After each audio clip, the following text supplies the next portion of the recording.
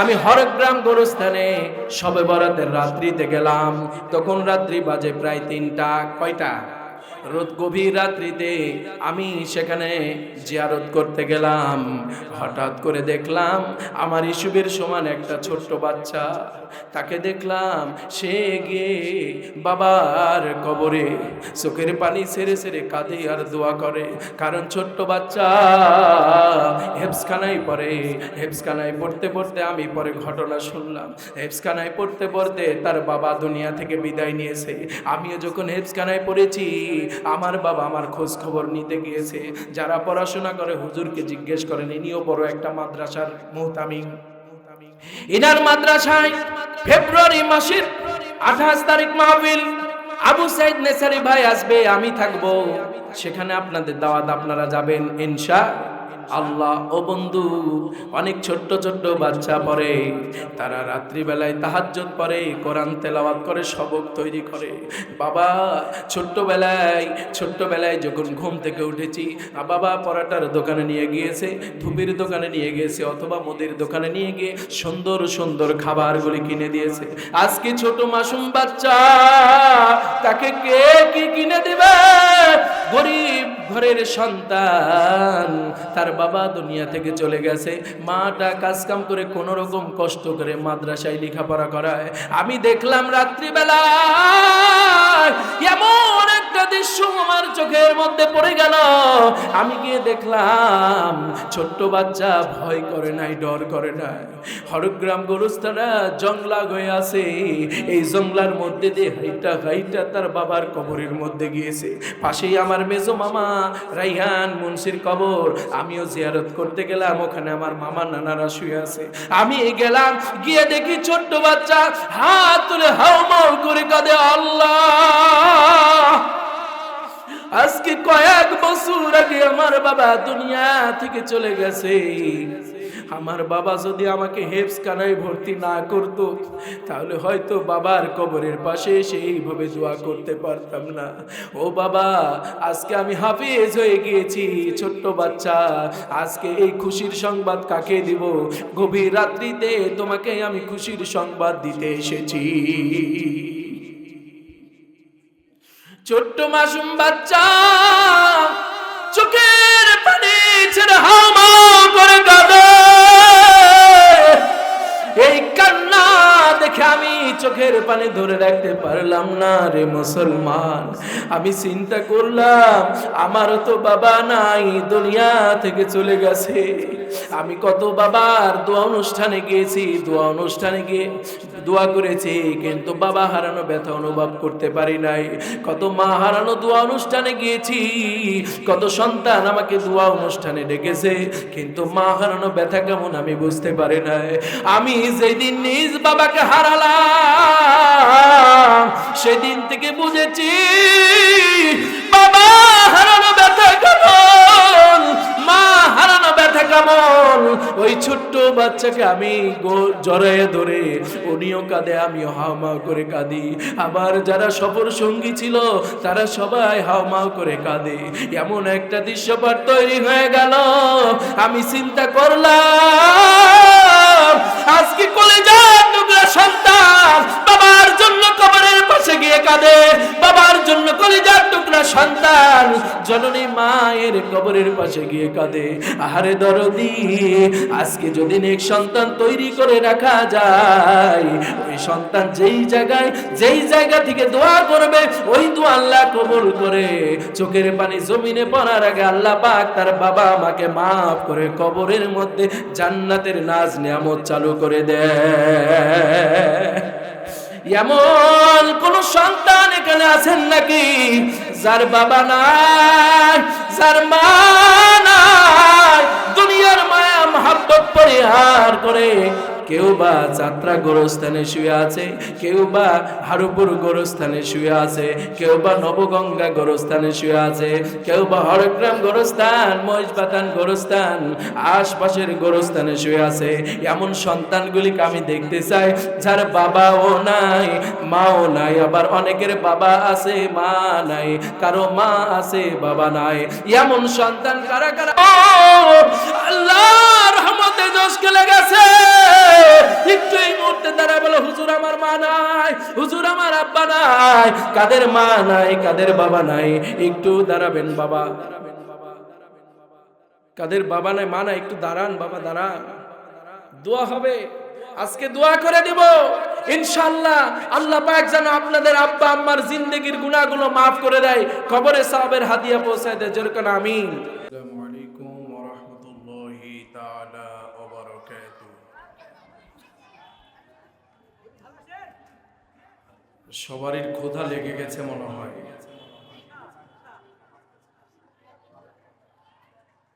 রাস্তায় যারা দাঁড়িয়ে আছেন ভাই, কোরআনের ইজ্জতে সকলেই বসে পড়ুন, কেউ মধ্যখানে ফাঁকা জায়গা রাখবেন না। প্রিয় নবগঙ্গাবাসী কেমন আছেন? পিছনের গুলোর আওয়াজ নাই।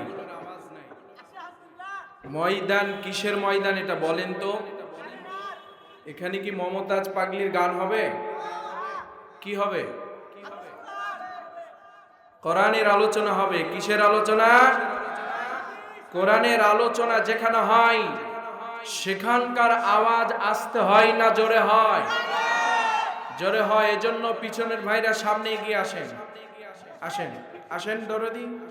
রাস্তার কোন পাশে কেউ দাঁড়ায় থাকবেন না, সকলে বসে পড়ুন। স্বেচ্ছাসেবক ভাইদের দৃষ্টি আকর্ষণ করছি, আপনারা আশপাশে আমাদের ম্যাটের ব্যবস্থা করবেন ইনশাআল্লাহ। ইন্নাল হামদুলিল্লাহ, ইন্নাল হামদুলিল্লাহ নাহমাদুহু ওয়া নাস্তাঈনুহু ওয়া নাস্তাগফিরুহু ওয়া নু'মিনু বিহি ওয়া নাতাওয়াক্কালু আলাইহি ওয়া নাউযু বিল্লাহি মিন শুরুরি আনফুসিনা ওয়া মিন সাইয়্যাতি আ'মালিনা। মান ইয়াহদিহিল্লাহু ফালা মুদিল্লা লাহু ওয়া মান ইউদ্লিলহু ফালান তাজিদা লাহু ওয়ালিয়্যাম মুরশিদা।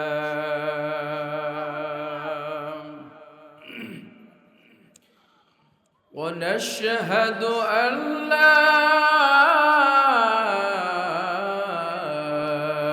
إله إلا الله وحده لا شريك له ونشهد أن محمدا عبد الله ورسوله. فقد قال الله تعالى في القرآن المجيد والفرقان التوحيد. জবান ছেড়ে সকলেই আমার সাথে বলুন আউযু বিল্লাহি মিনাশ শাইতানির। আপনাদের কি কোরআন তেলাওয়াত করতে খারাপ লাগে? কষ্ট হচ্ছে? আমার সাথে সর্বশক্তি বিনিয়োগ করে দেহের মধ্যে যত পাওয়ার আছে আজকে সকল পাওয়ারগুলি এক জায়গায় করে ব্যাটারিটা একটু চার্জ করার চেষ্টা করুন। জান্নাতের মধ্যে আল্লাহ তাআলা পৌঁছে দিবেন। কে কে? আল্লাহর কণ্ঠ দিয়ে সকল শয়তানগুলিকে আমরা বিতাড়িত করে আকাশ এবং বাতাসকে মুখরিত করে একটু জবান ছেড়ে আমার সাথে তেলাওয়াত করুন আউযু বিল্লাহি মিনাশ শাইতানির রাজীম। বিসমিল্লাহির রাহমানির রহিম।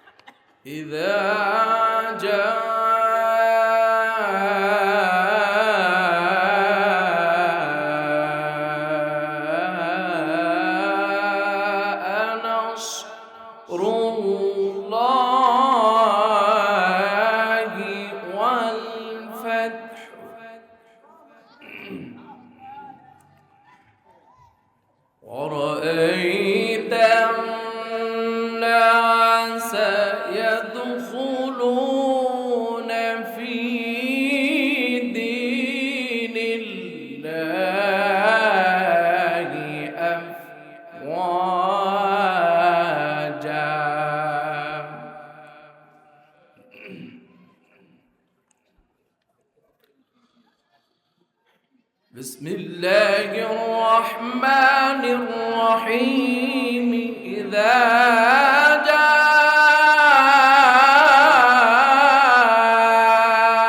نصر الله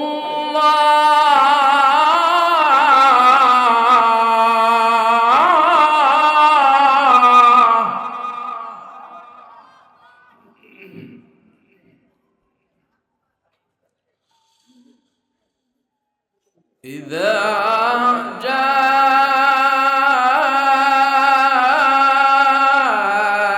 نصر الله والفتح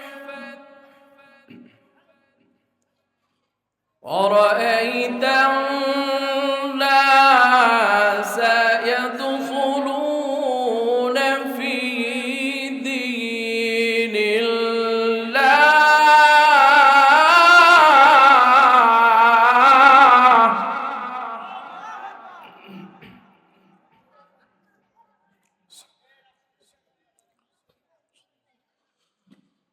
ورأيت الناس يدخلون في دين الله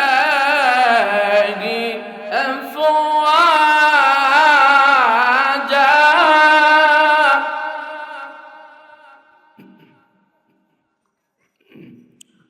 فسبح بحمد ربك واستغفره إنه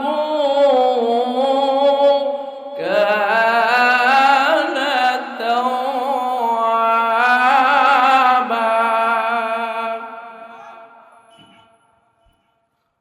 وقال النبي صلى الله عليه وسلم من أحيا سنتي فقد أحبني ومن أحبني كان معي في الجنة.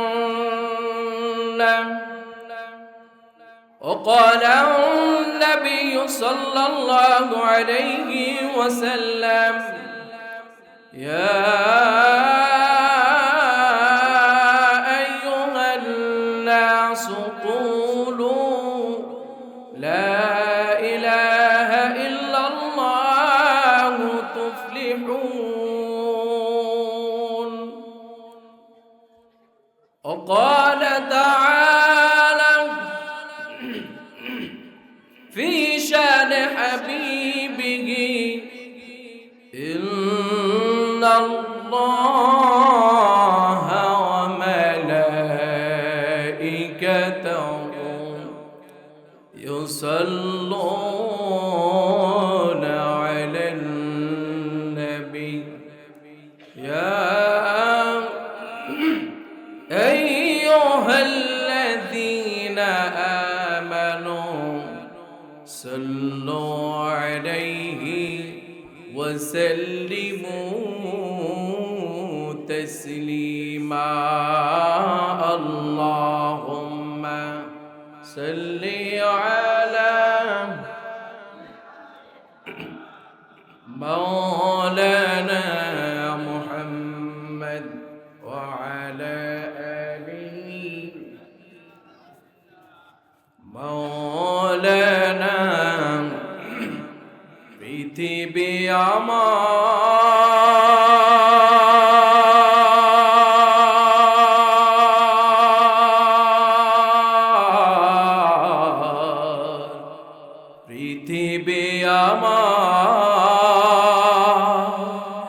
আসল ঠিকানা নয়।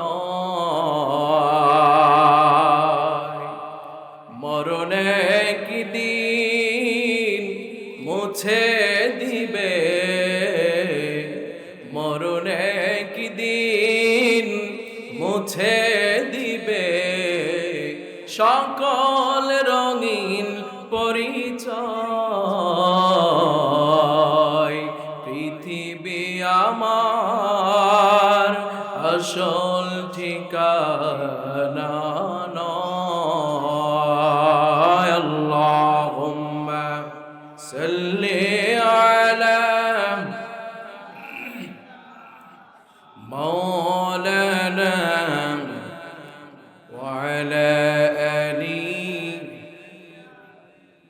মাওলানা।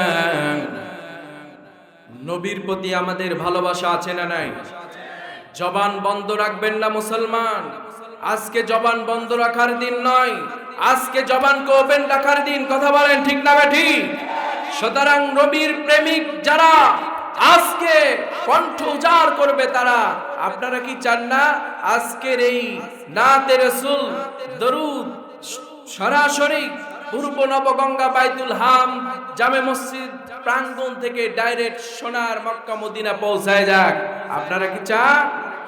এজন্য কেউ জবান বন্ধ রাখবেন না, সকলেই জবান ছেড়ে নবীর প্রেমে মাতোয়ারা হয়ে নাতে রাসূল পড়ুন। আল্লাহুম্মা সাল্লি আলা মাওলানা মুহাম্মদ ওয়া আলা আলি মাওলানা। আমি নবীর আশিক দেওয়ানা রে সোনার মদিনা, আমি নবীর পাগল দেওয়ানা। ঠিক না বেটি? আমি নবীর আশিক দেওয়ানা রে সোনার মদিনা, আমি নবীর পাগল দেওয়ানা।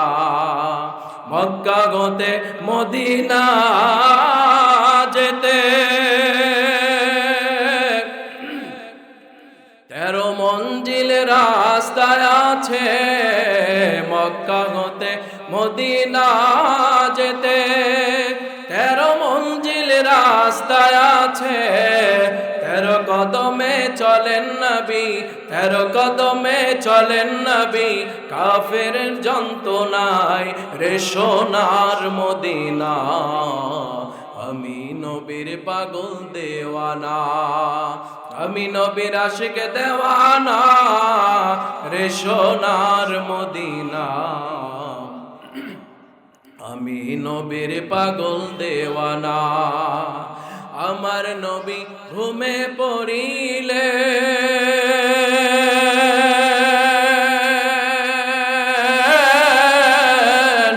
আবু বকরের জাঙতে মাথা রাখিলেন, আমার নবী ঘুমে পড়িলেন আবু বকরের জাঙতে মাথা রাখিলেন। সর্প এসে ডংছিল, সর্প এসে ডংছিল, সে তো নবীর প্রেমের বাহানায় রে সোনার মদিনা, আমি নবীর পাগল দেওয়ানা, আমি নবীর আশিক দেওয়ানা রে সোনার মদিনা, আমি নবীর পাগল দেওয়ানা। মাকড় সাথে জাল পাতিল, কবুতরে বাসা বাঁধিল, মাকড় সাথে জাল পাতিল, কবুতরে বাসা বাঁধিল, কবুতরে ডিম পারিল, কবুতরে ডিম পারিল, সে তো নবীর প্রেমের বাহানায় রে সোনার মদিনা, আমি নবীর পাগল দেওয়ানা, আমি নবীর আশিক দেওয়ানা রে সোনার মদিনা, আমি নবীর পাগল দেওয়ানা। আল্লাহুম্মা সাল্লি আলা মাওলানা মুহাম্মদ ওয়া আলা আলি মাওলানা। সকলে জবান ছেড়ে কালেমা জিকির করেন লা ইলাহা, জবান বন্ধ রাখবেন না, সকলে লা ইলাহা, জোরে লা ইলাহা, লা ইলাহা ইল্লাল্লাহ, লা ইলাহা।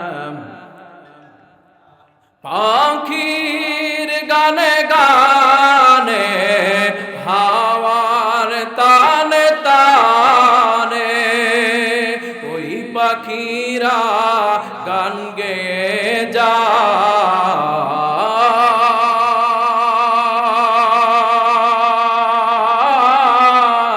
ওই পাখিরা গান গেয়ে যায়, লা ইলাহা ইল্লাল্লাহ, লা ইলাহা, জোরে লা ইলাহা, লা ইলাহা ইল্লাল্লাহু মুহাম্মাদুর রাসূলুল্লাহ। জবান ছেড়ে মুহাব্বতের কণ্ঠে সকলে পড়ুন সাল্লাল্লাহু। 22তম বার্ষিকী শহীদের রক্তে রঞ্জিত রাজশাহী জেলার ঐতিহ্যবাহী এলাকা হরিপুর ইউনিয়ন পরিষদের গুরুত্বপূর্ণ একটি ওয়ার্ড, পূর্ব নবগঙ্গা বাইতুল হাম জামে মসজিদ প্রাঙ্গণ কর্তৃক আয়োজিত আজকের এই 22তম বিশাল তাফসিরুল কোরআনুল কারীমের মাহফিলে সম্মানিত সুযোগ্য সভাপতি হাজিউল হারামাইন, বিশিষ্ট সমাজসেবক, আমার একান্ত শ্রদ্ধাভাজন বড় ভাই জনাব আলহাজ মোহাম্মদ আবু আউয়াল সিদ্দিক সাহেব, আমার প্রিয় বড় ভাইকে আজকের এই মাহফিলের সভাপতি হিসেবে আপনারা কবুল করছেন কিনা? সকলে গ্রহণ করছেন তো ইনশাআল্লাহ? সকলেই বলুন আলহামদুলিল্লাহ। আমার প্রিয় বড় ভাইকে হায়াতে তাইয়্যিবা, সিহাতে কুল্লিয়া, আমলে সালেহ আল্লাহ পাক দান করুন বলে আমিন। আজকের এই মাহফিলের সম্মানিত বিশেষ অতিথিবৃন্দ, সামনে উপবিষ্ট আমার প্রাণপ্রিয় কলিজার মানুষ, একান্ত আপনজন, সম্মানিত শ্রদ্ধার প্রিয় পাত্র,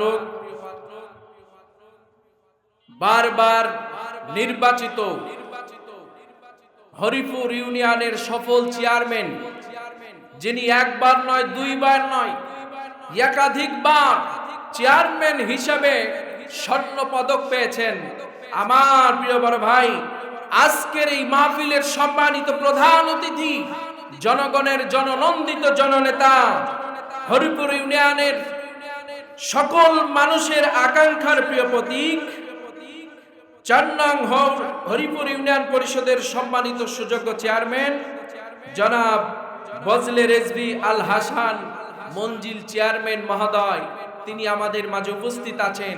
আমি বড় ভাইয়ের জন্য আলোচনার শুরুতেই কলিজা থেকে দোয়া করছি, আল্লাহ পাক তার জিন্দেগির গুনাহগুলো মাফ করে দিন, হায়াতে তাইয়্যিবা, সিহাতে কুল্লিয়া, আমলে সালেহ দান করুন বলে আমিন। যতদিন বেঁচে থাকবে জাতির কল্যাণে সে যেন সঠিক সিদ্ধান্ত নিয়ে জাতির পাশে থেকে আল্লাহর সন্তুষ্টির জন্য কাজ করতে পারেন, আমরা সকলে পড়ে আমিন। আরো জোরে বলেন আমিন। আজকের এই মাহফিলে আমার পূর্বে যারা অত্যন্ত জ্ঞান ও গভীর আলোচনা রেখে ধন্য করেছেন, বিশেষ করে আজকের এই মাহফিলের তৃতীয় বক্তা হাফিজ মাওলানা আবু সাঈদ, ইমাম ও খতিব নবগঙ্গা জামে মসজিদ রাজশাহীকে আল্লাহ পাক শুধু নবগঙ্গার জন্য নয়, বাংলার প্রত্যেকটা অঞ্চলের জন্য তার এই কণ্ঠকে কোরআনের অমীয় বাণী প্রচার করবার জন্য কবুল করুন বলে আমিন। আমার পূর্বে অত্যন্ত জ্ঞান ও গভীর আলোচনা রেখে ধন্য করেছেন আমার প্রিয় বড় ভাই শারে তাজ, মাথার মুকুট, গোবিন্দপুর হাফিজিয়া মাদ্রাসার সম্মানিত মুহতামিম জনাব হাফেজ হযরত মাওলানা নজরুল ইসলাম সাহেব, আল্লাহ পাক তার এই গোলামকে, তার এই কণ্ঠকে সারা বিশ্বের জন্য কোরআনের পক্ষে সুন্দর কথাগুলি প্রেজেন্টেশন করবার জন্য কবুল করুন বলে আমিন। আরো জোরে বলেন আমিন। আজকের এই মাহফিল যারা আয়োজন করেছেন, মাহফিল করবার জন্য অক্লান্ত পরিশ্রম করেছেন, বিশেষ করে অত্র মসজিদের সম্মানিত সভাপতি, বিশিষ্ট শিক্ষাবিদ, কলামিস্ট, আমাদের সকলের সুপরিচিত মুখ জনাব মারুফ হোসেন মানিক ভাই, এবং অত্র মসজিদের সম্মানিত সেক্রেটারি মহোদয়, জনগণের নন্দিত জননেতা, সকলের আকাঙ্ক্ষার প্রিয় প্রতীক, রাতে হোক দিনে হোক, অসুস্থ থাক যেখানেই থাক, একবার কল দিলেই যিনি মানুষের কল্যাণের জন্য ঝাঁপিয়ে পড়েন, আমার ডান পাশে বসে আছেন জনাব মোহাম্মদ মুসা ভাই, মুসাব্বের হোসেন মুসা ভাই, আল্লাহ পাক এবং মারুফ ভাই সহ অত্র মসজিদের যত সদস্য আছে গভর্নিং বডির এবং অত্র অঞ্চলের যত মানুষ আজকের এই মাহফিলের শ্রম দিয়ে, ঘাম দিয়ে, অর্থ দিয়ে মাহফিলকে সফল করবার জন্য পরিশ্রম করেছে, সকলের জন্য আল্লাহর কাছে দোয়া করছি আল্লাহ পাক সকলের সম্মান ইজ্জতে বরকত দান করুন বলে আমিন। আরো জোরে বলেন আমিন। প্রিয় ভাইরা, বাবারা, বন্ধুরা, কেমন আছেন? আপনাদের আওয়াজ শুনে মনে হচ্ছে রাত্রিবেলায় এখন পর্যন্ত কেউ খান নাই। সে পর্যায়ে আমি আসছি। এই পর্যায়ে আমাদের প্রধান অতিথিকে ব্যাচ দিয়ে বরণ করে নিচ্ছেন অত্র মাহফিলের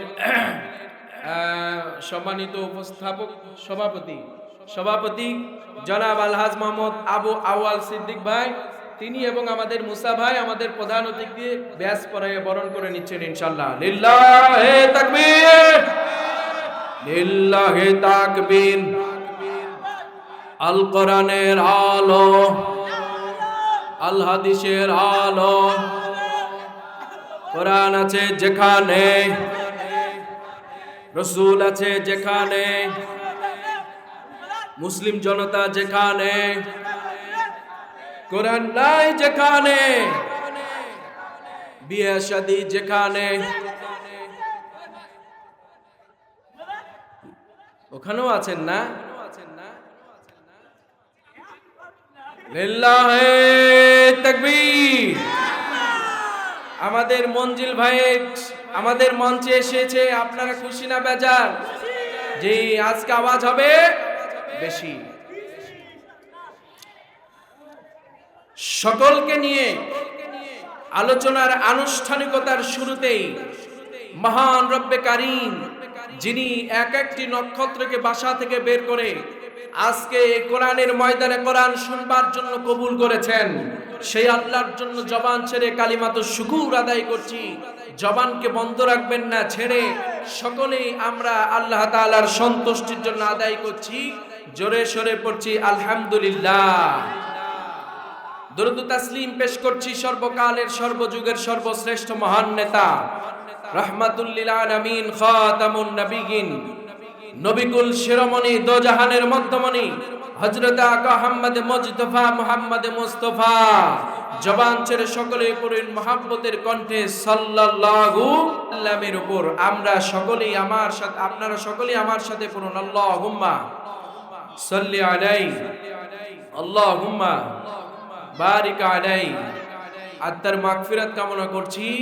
মাটির বাড়ি কবরে যারা চলে গেছেন, বিশেষ করে পরম সদ্য আব্বা আম্মা, ভাই বোন, দাদা দাদি, নানা নানি, আত্মীয় স্বজন থেকে শুরু করে বন্ধুগণ, আপনজন, শিক্ষক, গুরুজন, আলেম ওলামা, হাফেজে কোরআন, মসজিদের ইমাম, মুয়াজ্জিন, খাদেম, এই মহল্লার যত মুরব্বী যারা দুনিয়ার বুক থেকে বিদায় গ্রহণ করে কবরে শুয়ে আছেন, এই মুহূর্তে আলোচনার পূর্বে সকলের জন্য দোয়া করছি আল্লাহ পাক সকলকে মাফ করে আজকের সকলের হাদিয়া প্রত্যেক মরহুম মরহুমার কবরে পৌঁছায় দিন বলে আমিন। আরো জোরে বলেন আমিন। প্রিয় ভাইরা, বাবারা, বন্ধুরা, কেমন আছেন? আলহামদুলিল্লাহ। সব সময় শুকরিয়া আদায় হবে কার? এত আসতে বলছেন, মিডিয়া কিন্তু সামনে কতগুলো আছে দেখতে পাচ্ছেন, সব ইউটিউবে যাবে। আওয়াজ আসতে হবে না জোরে হবে? জোরে বলেন, আসতে না জোরে? কেউ জবান বন্ধ রাখবেন না, পারা যাবে তো ইনশাআল্লাহ। আল্লাহ কবুল করুন বলে আমিন। বন্ধুগণ, সব সময় শুকরিয়া আদায় হবে কার? শুকরিয়া আদায় হয়েছে কার? এই পৃথিবীতে আসার পূর্বে আল্লাহ পাক একটা সমাবেশের আয়োজন করেছেন। কোথায় বলেন তো সেটা? রূহ জগতে। কোথায়? রূহ জগতে আল্লাহ পাক একটা সম্মেলনের আয়োজন করেছিলেন। সেখানে কিন্তু আমরা কথা দিয়ে এসেছিলাম, আল্লাহ তোমার নির্দেশের বাইরে, তোমার সন্তুষ্টির বাইরে আমরা যাব না। জান্নাতকে সামনে রেখে, টার্গেট রেখে, জান্নাত পাবার জন্য পরিকল্পনার মিশন নিয়ে আমরা দুনিয়াতে যাচ্ছি, ওখানে যে কষ্ট করব, শ্রম দিব, ঘাম দিব, পরিকল্পনা সবকিছু তোমার সন্তুষ্টির জন্য করব, বিনিময়ে আমরা তোমার কাছ থেকে জান্নাত নেব। কথা বলেন। আমরা কিন্তু ওয়াদা দিয়ে এসেছি কোথায়? রূহ জগতে। কোথায়? রূহ জগতে। আমাদের সেই ওয়াদা কি ঠিক থাকবে? কাদের ওয়াদা ঠিক থাকবে আমি একটু পরীক্ষা করতে চাই শুরুতেই। রাজি আছেন না? কষ্ট পাচ্ছেন নাকি? আমি কিছু মনে করবেন না। এখানে বিবাহিত আছেন কারা কারা একটু হাত তুলেন তো ভাই। চেয়ারম্যান আপনি আবার হাত তুলেন না? না আপনি তুলেন, প্যান্ডেলের গুলা তুলেন। এই তুমি বিয়ে করছো? আগে লাফায়। মাশাআল্লাহ, হাত নামান। বিয়ে করেন নাই কারা? হাত তুলেন তো দেখি। সংখ্যা একেবারেই কম, বোঝা যাচ্ছে এলাকার পাওয়ারও কম, এই জন্যই নাকি? আচ্ছা যাই হোক, বিবাহিতদের থেকে যুবকদের সংখ্যা কম, বিবাহিতদের সংখ্যাই বেশি। দেখি আওয়াজ কার হয় বেশি। পারা যাবে তো ইনশাআল্লাহ? শুরুতেই টেস্ট হয়ে যাক, ময়দান আজকে কোন দিক যাবে, ঠিক না বে ঠিক? এই আওয়াজের মাধ্যমেই আজকে পরীক্ষা করা হবে ময়দানে আপনারা কি চান আর ময়দানে কি হওয়া দরকার। কথা বলেন। আমি প্রথমেই, যেহেতু বিবাহিত ওরা বয়সে বড়, এদেরকে অসম্মান করতে পারবো না, প্রথমে ওদেরকে দিয়ে শুরু করব। কি বলো যুবকেরা, ঠিক কিনা? বিবাহিতরা রাজি আছেন তো ইনশাআল্লাহ? আমি একটি গজল বলবো, গজলের মধ্যখানে বা শেষে তাকবীর থাকবে। আমি যখন তাকবীর দিব আপনারা আমার তাকবীরের সাথে তাকবীর ধরবেন, পারবেন তো ইনশাআল্লাহ? তোরা তো বীর মুসলিম খালিদ বিন ওয়ালিদ,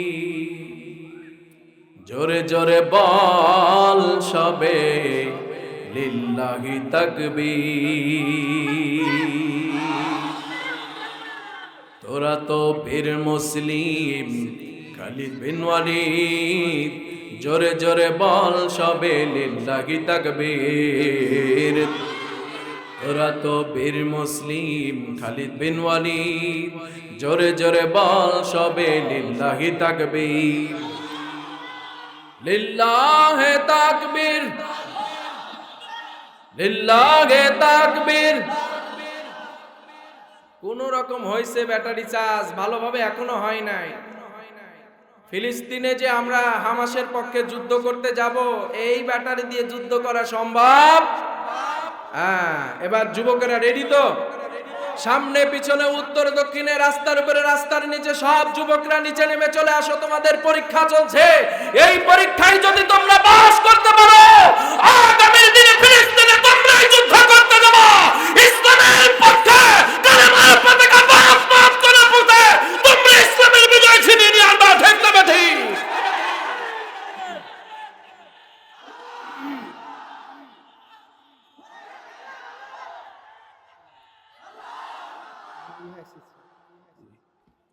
এবার যুবকেরা রেডি তো ইনশাআল্লাহ? তোরা তো বীর মুসলিম খালিদ বিন ওয়ালিদ, জোরে জোরে বল সবে লিল্লাহি তাকবীর। তোরা তো বীর মুসলিম খালিদ বিন ওয়ালিদ, জোরে জোরে বল সবে লিল্লাহি তাকবীর। লিল্লাহি তাকবীর, লিল্লাহি তাকবীর। এবার যুবক, বিবাহিত অবিবাহিত, ইয়াং মুরব্বী যারা আছেন, সকলের কণ্ঠ এক জায়গায় করে একটা ঝাঁকি হবে। পারা যাবে তো ইনশাআল্লাহ? কারো কণ্ঠকে পকেটের মধ্যে ভরে রাখবেন না। আল্লাহ কিন্তু আসমান থেকে ক্যামেরা ওপেন করে দিয়েছেন। নবগঙ্গার মুসলমান, তোমরা আজকে কেমন স্লোগান দিতে পারো, কেমন তাকবীরের ধ্বনি দিতে পারো, যেই তাকবীরের ধ্বনি দিয়ে বদরের ময়দানে সাহাবীরা বিপ্লবের পক্ষে বিজয় ছিনিয়ে নিয়ে এসেছেন, মুসলমানদের পক্ষে বিজয় ছিনিয়ে নিয়ে এসেছেন। আগামী দিনে যাদের ময়দানে ঝাঁপিয়ে পড়ে ওই কালেমার পতাকার ছায়ার নিচে তোমরা স্লোগান তুলে কারা কারা বিজয় ছিনিয়ে আনতে পারবা, তো হাত তুলে আল্লাহকে দেখায় দাও।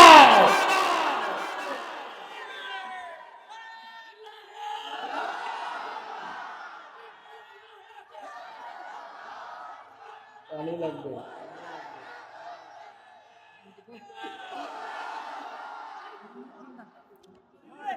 এবার সকলেই তাকবীরের ধ্বনি দিবেন, পারবেন না ইনশাআল্লাহ? যে ঈমান বলে হলে বলিয়ান হয়ে কাঁপিবে কাফের বেঈমান। যে ঈমান বলে হলে বলিয়ান ভয়ে কাঁপিবে কাফের বেঈমান। সে বলে বলিয়ান তুলে নাওয়াল কোরআন। সে বলে বলিয়ান তুলে নাওয়াল কোরআন। ভেঙে দাও বাতিলের ওই শক্তির প্রাচীর। জোরে জোরে বল সবে লিল্লাহি তাকবীর, লিল্লাহি তাকবীর, লিল্লাহি তাকবীর, লিল্লাহি তাকবীর। কষ্ট হলো বুঝি? কাদের কাদের কষ্ট হয়েছে একটু হাতটা তুলে। ঠান্ডা গরম মিশাই দিতে হবে, গরম পানি মিশাও। কষ্ট হচ্ছে নাকি আপনাদের? এখন আর কালক্ষেপণ হবে না, ভূমিকায় সময় নিব না। এখন আমরা ডাইরেক্ট আলোচনায় ঢুকে যেতে চাই। কোথায়? জোরে বলেন কোথায়? দাঁড়ানো ভাইরা নিচে বসে যান। এই যে জায়গা রহমতের জায়গা, এই জায়গা হলো বরকতের জায়গা। সুবহানাল্লাহ বলেন। বন্ধুরা আমার, ভাইরা আমার, আমরা বসেছি আল্লাহকে সন্তুষ্টি করবার জন্য। কিসের জন্য? আল্লাহকে খুশি করবার জন্য বসেছি। আল্লাহকে খুশি করতে হলে কি করতে হবে? জিক্রুল্লাহ, জিকির করতে হবে। কি করতে হবে? জিকির করতে হবে। কার? আর একটু আস্তে বলেন, কার? যদি আল্লাহর জিকির করি, আল্লাহ রাব্বুল আলামিনের জিকির করতে গিয়ে যদি আমাদের জীবন চলে যায়, টাকা পয়সা যদি চলে যায়, বিবি বাচ্চাকে যদি বিসর্জন দিতে হয়, সব কিছু বিসর্জন দিতে পারবো, তবে আল্লাহর রাস্তা থেকে, জিকির থেকে আমরা দূরে সরে যাব না। সম্মানিত মুসলমান বাবারা, ভাইরা আমার, কলিজার টুকরা যুবক, জিকির চার প্রকার জিকির। কয় প্রকার জিকির? কোরআনে আছে চারটা জিকির। একটা হলো সুবহানাল্লাহ, কি বলেন? আর একটা হলো আলহামদুলিল্লাহ, এরপরে আল্লাহু আকবার, এরপরে লা ইলাহা। জিকির হলো কয়টা? বিশ্বনবী মুহাম্মদুর রাসূলুল্লাহ সাল্লাল্লাহু আলাইহি ওয়াসাল্লাম জিকির করতেন সুবহানাল্লাহি ওয়া বিহামদিহি সুবহানাল্লাহিল আযীম। এখন চারটি জিকির করলে লাভ কি? জিকিরের লাভ আছে না নাই? বন্ধুরা আমার, কলিজার টুকরা যুবক, আল্লাহ রাব্বুল আলামিন জিকির সম্পর্কে কোরআনুল কারীমের মধ্যে আয়াত নাজিল করেছেন। রব্বুল আলামিন বললেন, ইন্নামাল মুমিনুনা আল্লাযীনা ইযা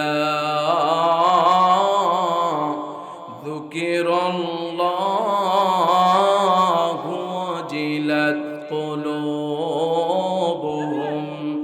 ওয়া ইযা তুলিয়াত আলাইহিম আয়াতুহু যাদাতুহুম ঈমানা ওয়া আলা রাব্বিহিম ইয়াতাওয়াক্কালুন।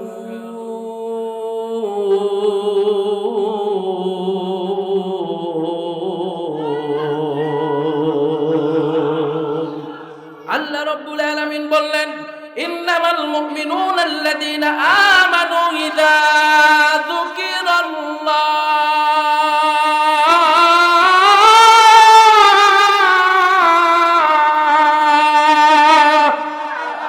আল্লাহ রাব্বুল আলামিন বললেন, বেশি বেশি করে তোমরা জিকির করো। কার? আর জোরে বলুন না, কার? কি জিকির?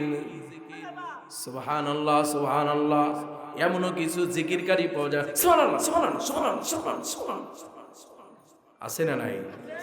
এরকম তাসবিহ তাহলিল করার, এরকম জিকির করার মানুষ আছে না নাই? সুবহানাল্লাহ সুবহানাল্লাহ, দাঁতে দাঁতে কিক মারছে না কি বলছে বুঝাই তো মুশকিল, কথা বলেন। এমনও কিছু পীরের দরবার আছে যারা যখন জিকির শুরু করে দেয়, জিকির করে আল্লাহু আকবার, সুবহানাল্লাহ, আলহামদুলিল্লাহ, লা ইলাহা ইল্লাল্লাহ, এটা পরিপূর্ণভাবে বোঝা যায় না, কথা বলেন। তারা অনেক সময় জিকির করে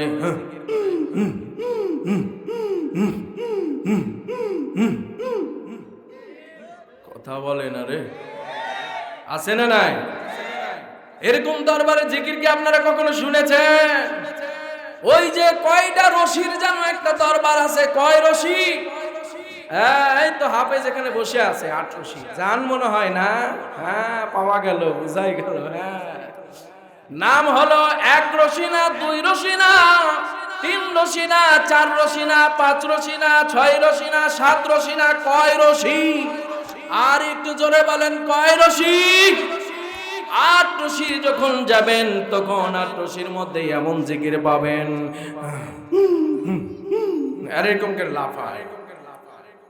লাফালাফির জিকির আল্লাহ মনে হয় নির্দেশ দিয়েছে, লাফালাফি করে জিকির করা যাবে।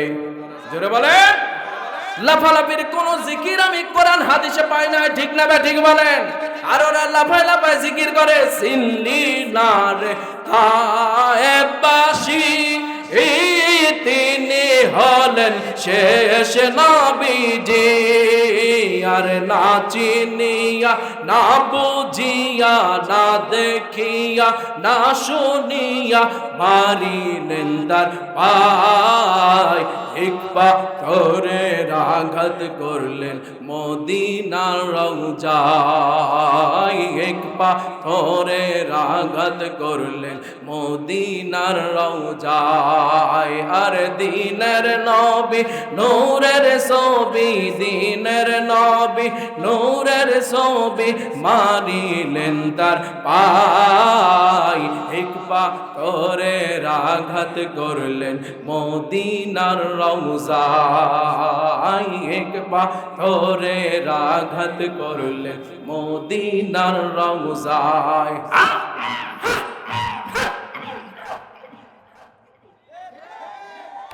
এরকম জিকির কি আপনারা দেখছেন? হ্যাঁ, মাঝে সাঝে 8 রশি গেলে এরকম জিকির দেখতে পাবেন। জিকির তো না রে, ওরা জিকির জিকিরের ভয়ে যে গোটা এলাকার মানুষের ঘুম নাই।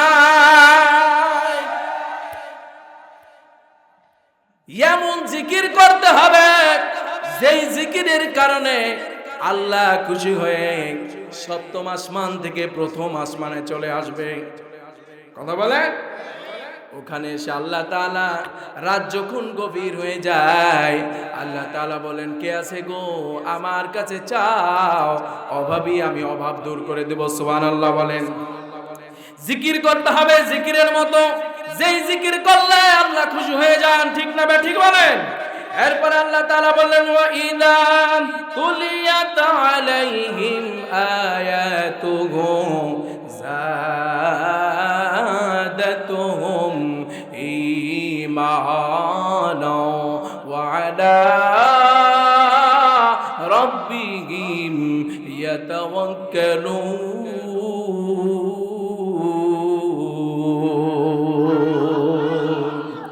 আল্লাহ বললেন, বেশি বেশি করে জিকির করতে হবে এবং বেশি বেশি করে কোরআন তেলাওয়াত করতে হবে। কারণ তোমরা যখন কোরআন তেলাওয়াত করবা তখন তোমাদের ঈমান বৃদ্ধি পাবে, ঈমানের মধ্যে রোশনি খেলে যাবে। যে ঈমানের জিকিরটা 1ম আসমান, দ্বিতীয় আসমান, তৃতীয় আসমান, চতুর্থ আসমান, 5ম আসমান, 6ষ্ঠ আসমান, 7ম আসমানে গিয়ে ডাইরেক্ট আল্লাহ রাব্বুল আলামিনের আরশ মুআল্লায় পৌঁছায় যাবে। আর এই জিকিরওয়ালা দিন দিয়া আল্লাহ রাব্বুল আলামিন তোমার দিকে নেক দৃষ্টি তোমার উপরে বর্ষণ করে দিবে। তোমার রহমত, তোমার উপরে রহমত ও বরকত নামাইয়া তোমাকে একজন আল্লাহ ওয়ালা হিসাবে কবুল করে নেবেন কে? তাহলে 1 নম্বর শর্ত হলো আজকের আয়াতের ছোট্ট একটি সূরা আমি তেলাওয়াত করেছি, সূরাতুন নসর। কি নাম? সূরাতুন নসর। এই সূরাটি মদিনায় নাজিল হয়েছে। রুকু হলো একটি, আয়াত হলো তিনটি। কয়টি? তিনটি। নসর মানে হলো বিজয়, আল্লাহর সাহায্য বা বিজয়। এই সূরার মধ্যে আল্লাহ পাক প্রথমেই বললেন ইযা জাআ নাসরুল্লাহি ওয়াল ফাত। আল্লাহু আকবার বলেন। ইযা জা, যখন আসবে, নাসরুল্লাহ, আল্লাহর সাহায্য। কি বলেন? বলেন। ওয়াল ফাতহু মানে বিজয়। আল্লাহর সাহায্য বা বিজয় কখন আসবে? আমরা তো সকলেই আল্লাহর সাহায্য পেতে চাই, আল্লাহর বিজয় পেতে চাই, ঠিক না বেঠিক? আল্লাহর সাহায্য কখন আসবে রে? আল্লাহর পক্ষ থেকে বিজয় কখন আসবে? সুবহানাল্লাহ। তাহলে আল্লাহর পক্ষ থেকে সাহায্য পেতে হলে, আল্লাহর পক্ষ থেকে বিজয় পেতে হলে শর্ত আছে না নাই?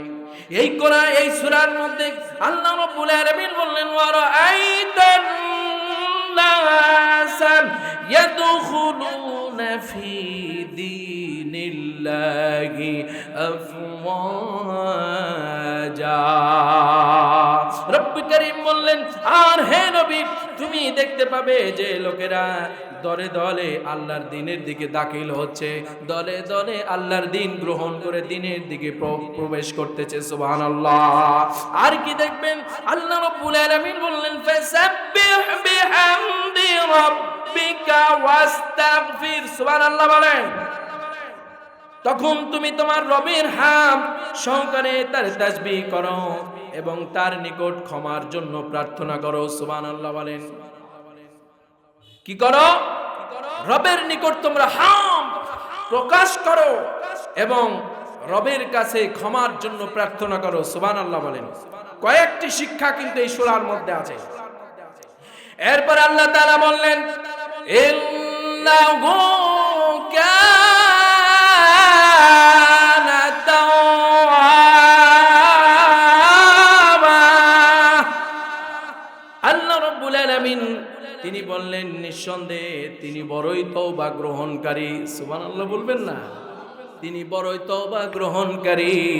আল্লাহ সারা পৃথিবীর বুকে বান্দার জন্য তওবা গ্রহণকারী দ্বিতীয়টা আর আছে নাকি? জোরে বলেন, আছে?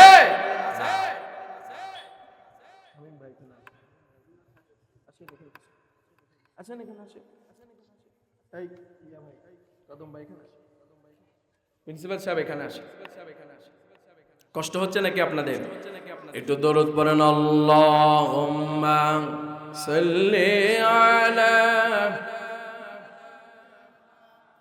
মাওলানা মুহাম্মদ ওয়া আলা আলি সাইয়্যিদিনা মাওলানা। বলছিলাম শিক্ষার কথা। এই পৃথিবীতে আল্লাহর উপরে বড় তওবা গ্রহণকারী আর কেউ? এটাকে বিশ্বাস করতে হবে না অবিশ্বাস করতে হবে? বিশ্বাস করলে মুমিনের ঈমান আরো বেড়ে যাবে, আর অবিশ্বাস করলে সঙ্গে সঙ্গে কাফের হয়ে যাবে। ঠিক না? ঠিক বলেন। জিকির করতে হবে বলছিলাম। আল্লাহ রাব্বুল আলামিন সাহায্য করবে, বিজয় দিবে, তবে গুণ থাকতে হবে তিনটি। কয়টি? তিনটি গুণ থাকতে হবে। তিনটি গুণের অন্যতম হলো আল্লাহ রাব্বুল আলামিন কোরআনুল কারীমের মধ্যে বললেন ওয়া আতিউল্লাহা ওয়া রাসূলাহু ইন কুনতুম মুমিনিন।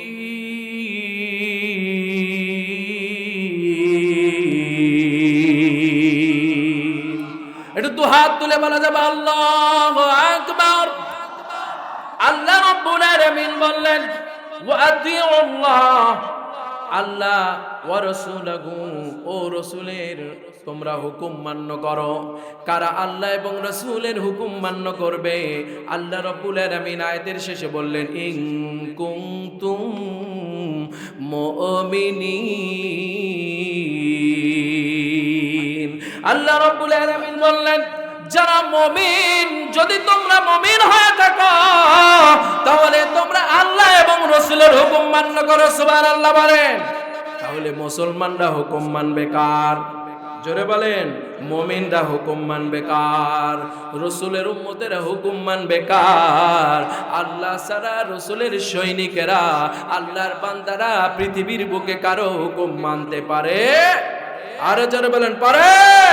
সুতরাং আল্লাহর হুকুম মানতে গেলে বিপর্যয় আসবে, মুসিবত আসবে, নির্যাতন আসবে, কারাগার বরণ করার সুযোগ আসবে। কয়েকজন বলল ঠিক, আসলে কি ঠিক? সত্য কথা বলতে গেলে যেতে হবে কারাগারে, সেই আতঙ্ক আজ বাংলার ঘরে ঘরে। আজকে সত্য কথা বলা যায় না, সত্য কথা বলা থেকে মানুষগুলো দূরে সরে গেছে, দেখেও না দেখার ভান করে কথা বলেন। আজকে দেখেও না দেখার ভান করে বলে যা হচ্ছে হোক, আমি এখানে আছি, খুব সেবে আছি। কিন্তু তুমি সেবে নাই, তোমার উপরে তো একজন মালিক আছে, যিনি তোমার হায়াতের মালিক, যিনি তোমার মৌতের মালিক, যিনি তোমার রিজিকের মালিক, যিনি তোমার সম্মানের মালিক। যখন তোমার উপরে এই দুনিয়া আদালতে পরোয়ানা হলে তুমি বাসায় থাকতে পারো না, অন্য জায়গায় পলায়ন করে থাকো। পুলিশ খুঁজতে খুঁজতে তোমার দেশেও পায় না, বিদেশে খুঁজে পায়। এরপরে তারপরও মৃত্যু পরোয়া নিয়ে খুঁজে খুঁজে না পাইলে পুলিশগুলি বিরক্ত হয়ে ওটা ফাইলের নিচে রেখে দেয়, থাক থাক আর খুঁজবো না, বেটারে খুঁজতে খুঁজতে হয়রান হয়ে গেলাম। ঠিক না বেঠি? কিন্তু মনে রাখবেন, উপর থেকে যখন পরোয়ানা আসবে, ওইটা কি কারো বাবার পক্ষ থেকে পরোয়ানা? কথা বলেন। ওই পরোয়ানা আসবে কার পক্ষ থেকে? এজন্য সত্য কথা বলা থেকে দূরে সরা যাবে, দূরে থাকা যাবে।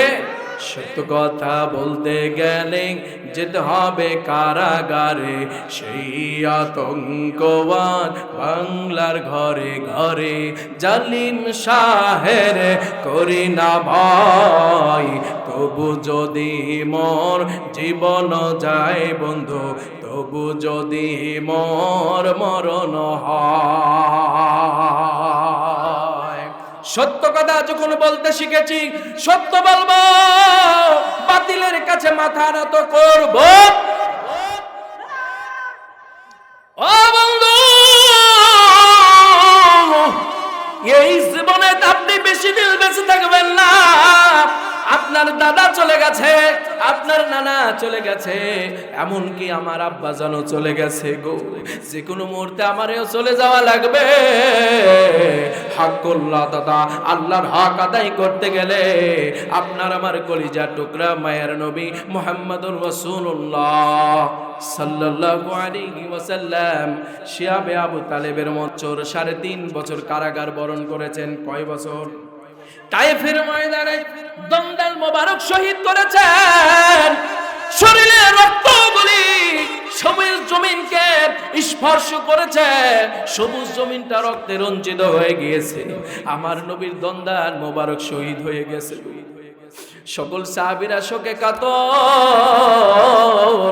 এমন ভাবে আবু জেহেল আমার নবীর উপরে উৎপীড়ন নিপীড়ন চালিয়েছে, নির্যাতন করেছে, খাবারগুলি কেড়ে নিয়েছে।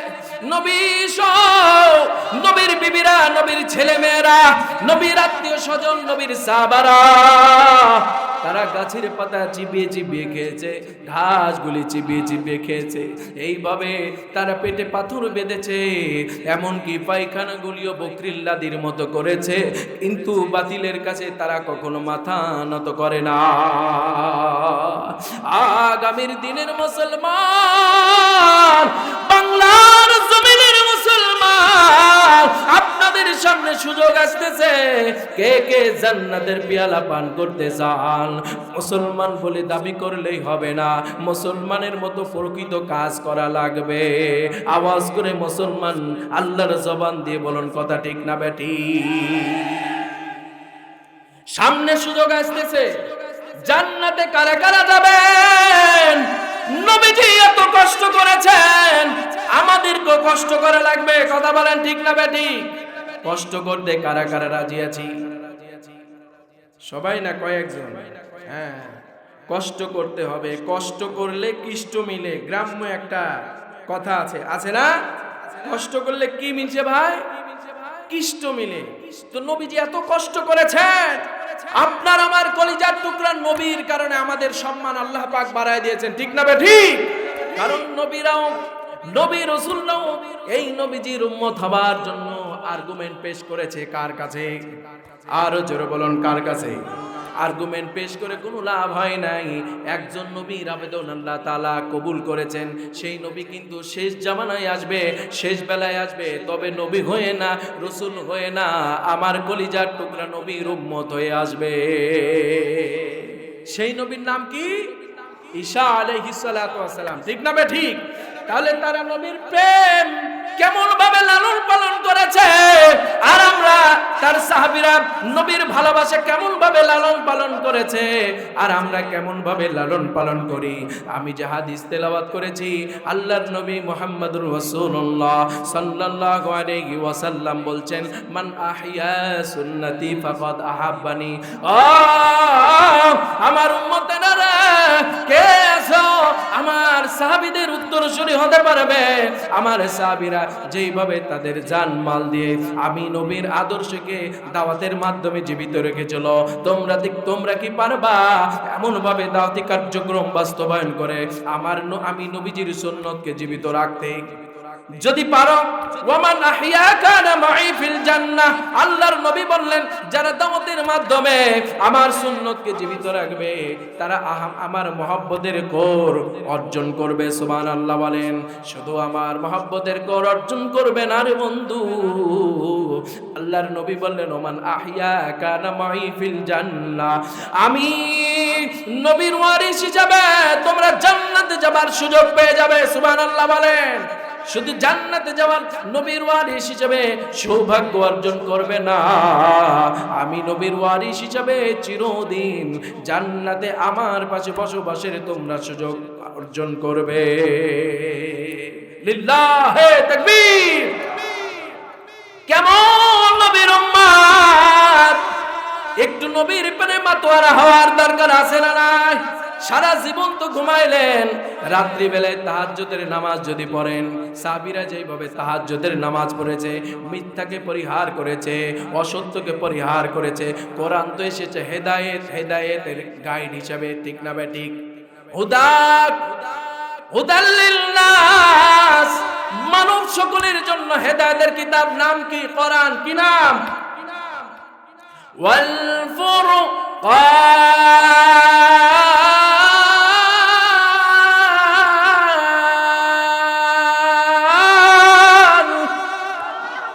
সত্যকে এবং মিথ্যা, সত্য এবং মিথ্যাকে পার্থক্য করবার জন্য, নির্ণয় করবার জন্য আল্লাহ রাব্বুল আলামিন সর্বশ্রেষ্ঠ কালামে হাকিম একজন নবী, শ্রেষ্ঠ নবী, আপনার আমার কলিজার টুকরা নবী মুহাম্মদুর রাসূলুল্লাহ সাল্লাল্লাহু আলাইহি ওয়াসাল্লামের উপর নাজিল করেছেন। জোরে গান সুবহানাল্লাহ।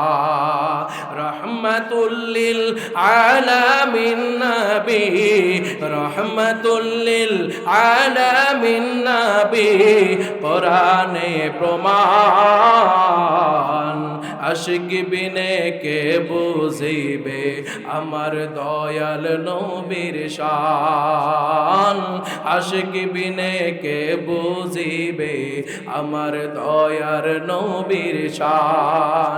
নবী আমার মদিনারি বলবো,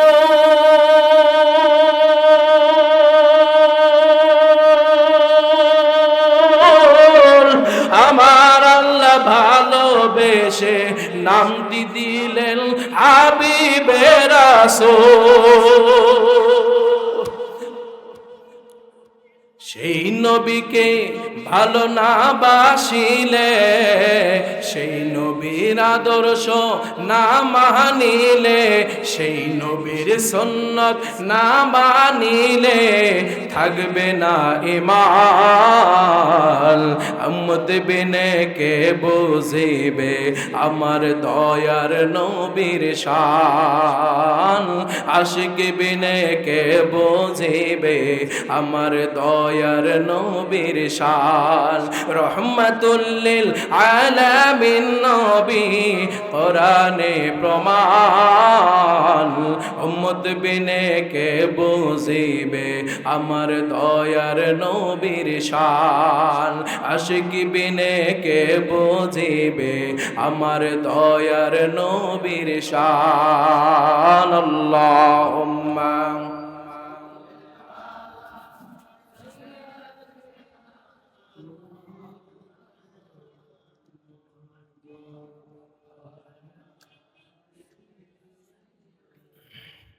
মাওলানা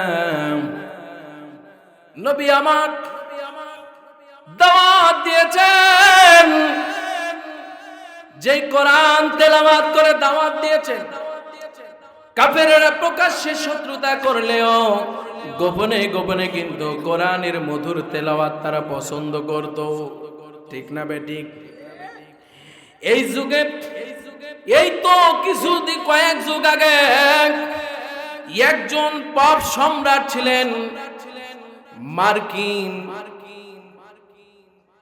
যুক্তরাষ্ট্রের একজন পপ সম্রাট তার নাম হলো মাইকেল জ্যাকসন কি নাম শুনছেন এই মাইকেল জ্যাকসন একদিন কনসার্ট করছে কি করছে কনসার্ট করছে মিশরে কোথায় মিশরে আর মিশরের বিশ্ববিখ্যাত কারির নাম হলো কারি আব্দুল বাসেত কি নাম শুনছেন যে আব্দুল বাসেতের কোরআন তেলাওয়াত শুনলে মানুষের কলিজা পর্যন্ত শীতল হয়ে যায় ঠিক না বেঠিক তিনি আজকে নেই আমাদের মাঝ থেকে চলে গেছেন আব্দুল কারি রহিমাহুল্লাহ আল্লাহ পাক আজকের সকল সওয়াবগুলি মরহুম প্রিয় কারির কবরে পৌঁছায় দিন বলে আমিন আরো জোরে বলেন আমিন বন্ধুরা আমার কারি আব্দুল বাসেত মিশরের ময়দানে কোরআন তেলাওয়াত করতেছেন মাইকেল জ্যাকসন কনসার্ট করছে কিন্তু মাইকেল জ্যাকসন কনসার্ট করতে করতে হঠাৎ করে একটা আওয়াজ একটা শব্দ তার কানের মধ্যে এসে বাজতেছে সুবহানাল্লাহ বলেন কি সেই শব্দ কি সেই ধ্বনি কোরআনুল কারীম তেলাওয়াতের ধ্বনি বিশ্ববিখ্যাত কারি সাহেবরা যখন কোরআন তেলাওয়াত করে মুসলমানগুলি চোখের পানি ধরে রাখতে পারে না আমি তেলাওয়াত করেছি লিনুরিয়াহু মিন আয়াতিনা কোরআনের নূর দিয়ে যখন তেলাওয়াত করে কোরআনের রোশনি বেড়ে যায় মানুষগুলির ঈমান বৃদ্ধি পেয়ে যায় সুবহানাল্লাহ কারি আব্দুল বাসিত যখন তেলাওয়াত করতেছে হঠাৎ করে মাইকেল জ্যাকসনের কান স্পর্শ করেছে মাইকেল জ্যাকসন তার কনসার্ট বাদ দিয়া সঙ্গে সঙ্গে ওই জায়গা থেকে যেখানে কোরআনের আওয়াজ আসতেছে ওই রাস্তা ধরা শুরু করেছে ওই রাস্তা দিয়ে হাঁটা শুরু করে দিয়েছে হাঁটতে হাঁটতে এক কদম দুই কদম এইভাবে হাঁটতে হাঁটতে তারা বিশ্বকারী আব্দুল বাসেতের স্টেজের কাছে চলে গেছে স্টেজের কাছে যাওয়ার পর মাইকেল জ্যাকসনকে সবাই চিনে নিয়েছে এটা তো হলো বিশ্ব পপ সম্রাট কথা বলেন চিনে নাই এমন কেউ আছে বলেন তো আচ্ছা এই অঞ্চলে এমন কেউ আছে যে আমাদের মঞ্জিল চেয়ারম্যানকে চিনে না আছে কি আচ্ছা বলেন তো বাংলাদেশের আজকের বর্তমান প্রধানমন্ত্রীকে কে চিনে না কথা বলেন চিনে এরকম মানের তারকা মাইকেল জ্যাকসনকে কে চিনে না সবাই চিনে মাইকেল জ্যাকসন চলে গেল কোরআন তেলাওয়াতের মঞ্চে সবাই মাইকেল জ্যাকসনকে রিসিভ করলো সুন্দর করে ভালোবাসা দিয়ে সংবর্ধনা দিয়ে সুবহানাল্লাহ বলেন মাইকেল জ্যাকসন কোরআন তেলাওয়াত শুনে আর চোখের পানি ধরে রাখতে পারে না জোরে টস টস করে চোখ দিয়ে পানি পড়তেছে স্টেজ পর্যন্ত স্পর্শ করেছে মাইকেল জ্যাকসনের মন ভরে গেছে, আহারে এই বিশ্বের বুকে আমার মতো পপ সম্রাট নয়, এই বিশ্বের বুকে 1 নম্বর পপ সম্রাট আমি মাইকেল জ্যাকসন। আমি যতগুলি আমার জীবনে গান লিখেছি, আমার জীবনে যতগুলি সুর করেছি, আমার জীবনে যতগুলি কথা লিখেছি, আমার এই কথাগুলি, আমার এই সুরগুলি মনে হচ্ছে আজকে কারি আব্দুল বাসেদের সুর আর আমার সুর আকাশ জমিন তফাৎ। মাইকেল জ্যাকসন বলতেছে আমার সুরগুলি সুর নয় রে, কারি আব্দুল বাসেদের সুর শুনে মনে হচ্ছে এইটা তার ব্যক্তিগত সুর নয়, এই সুর শুনে মনে হচ্ছে এটা ঐশী বাণী কোরআনের সুর। জোরে কোন সুবহানাল্লাহ। মাইকেল জ্যাকসন আব্দুল বাসিত যখন কোরআন তেলাওয়াত সমাপ্ত করে দিলেন, সঙ্গে সঙ্গে আব্দুল বাসের হাত ধরে বলেন, ভাইরে জীবনে বহুত সুর করেছি, বহুত সুর শুনেছি, কিন্তু আমার সুর সবাই পছন্দ করে, কিন্তু আপনার সুর শুনে মনে হচ্ছে এইটা দুনিয়ার সাধারণ সুর নয়, এটা আল্লাহ রাব্বুল আলামিনের ঐশী বাণীর সুর। মুসলমান জবান বন্ধ রাখবেন না, যেরকম আল্লাহু আকবার। ও বন্ধু, আজকে যদি কোরআন তেলাওয়াতের সুর এখানে পটপট করে বাজে, তাহলে আল্লাহু আকবারের ধ্বনি বন্ধ থাকবে না, চাঙ্গা হবে। আব্দুল বাসিত তেলাওয়াত করতেছে, খালাকাল ইনসানা মিন সালসালিন কাল ফাখার ওয়া খালাকাল জান্না মিন মারিজিম মিন নার ফাবিআইয়ি আলা'i রাব্বিকুমা তুকাযযিবান।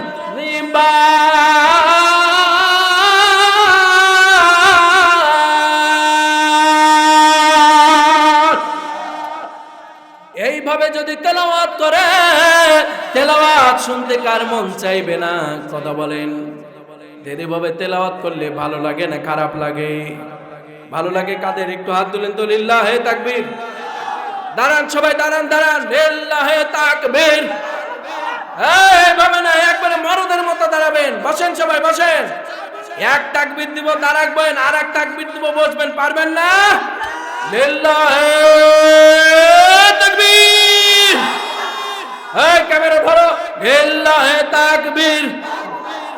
বসেন বসেন। লিল্লাহে তাকবীর। আর একবার জাগতে হবে। লিল্লাহে তাকবীর। কেউ বসবেন না, দাঁড়ান দাঁড়ান বাজান, একজনও বসে থাকবেন না। এইভাবে হাতের উপরে আল্লাহকে দেখান, আর একটু সামনের দিকে এগিয়ে আসেন, সামনের দিকে এগিয়ে আসেন, আসেন। একজনও সব আপন আপন জায়গায় থাকবেন না, সবাই সামনের দিকে এগিয়ে আসেন, আসেন। আল্লাহু আকবার। আসেন আসেন ভাই, একটু আগে আসেন। এই যুবকেরা আগে আসো। আল্লাহু আকবার, আল্লাহু আকবার। আসেন সামনে আসেন। আল্লাহু আকবার। শোনা আল্লাহ নামে গান গাই, এসো না মন। আসেন ভাইরা, আসেন সামনে আসেন। প্রাণ জোড়ায় এসো না মন, প্রাণ জোড়ায়। আল্লাহু আকবার বলো, আল্লাহু আকবার, আল্লাহু আকবার বলো, আল্লাহু আকবার। আল্লাহ কবুল করুন বলে আমিন। বসেন। কষ্ট হলো নাকি আপনাদের? এই মাঝে সাঝে বসতে বসতে মাঝে সাঝে আমাদের অবস্থা খারাপ হয়ে যায়। কি হয় বলেন তো? খারাপ। এক মাহফিলে ওয়াজ করতে গেলে হঠাৎ করে একজন এইভাবে আঙ্গুল তুলছে। কিভাবে? এইভাবে আঙ্গুল তুলছে। আমি বুঝলাম ইনার বড়টা লাগে নাই, ছোটটা লাগছে। আমি বললাম ঠিক আছে। এরপরে একজন হঠাৎ করে দেখি এইভাবে দুই তুলছে। আমি বললাম এটাও তো বুঝলাম। আরেকজন আবার দেখি এইভাবে তিন তুলছে। কয়? জোরে বলেন।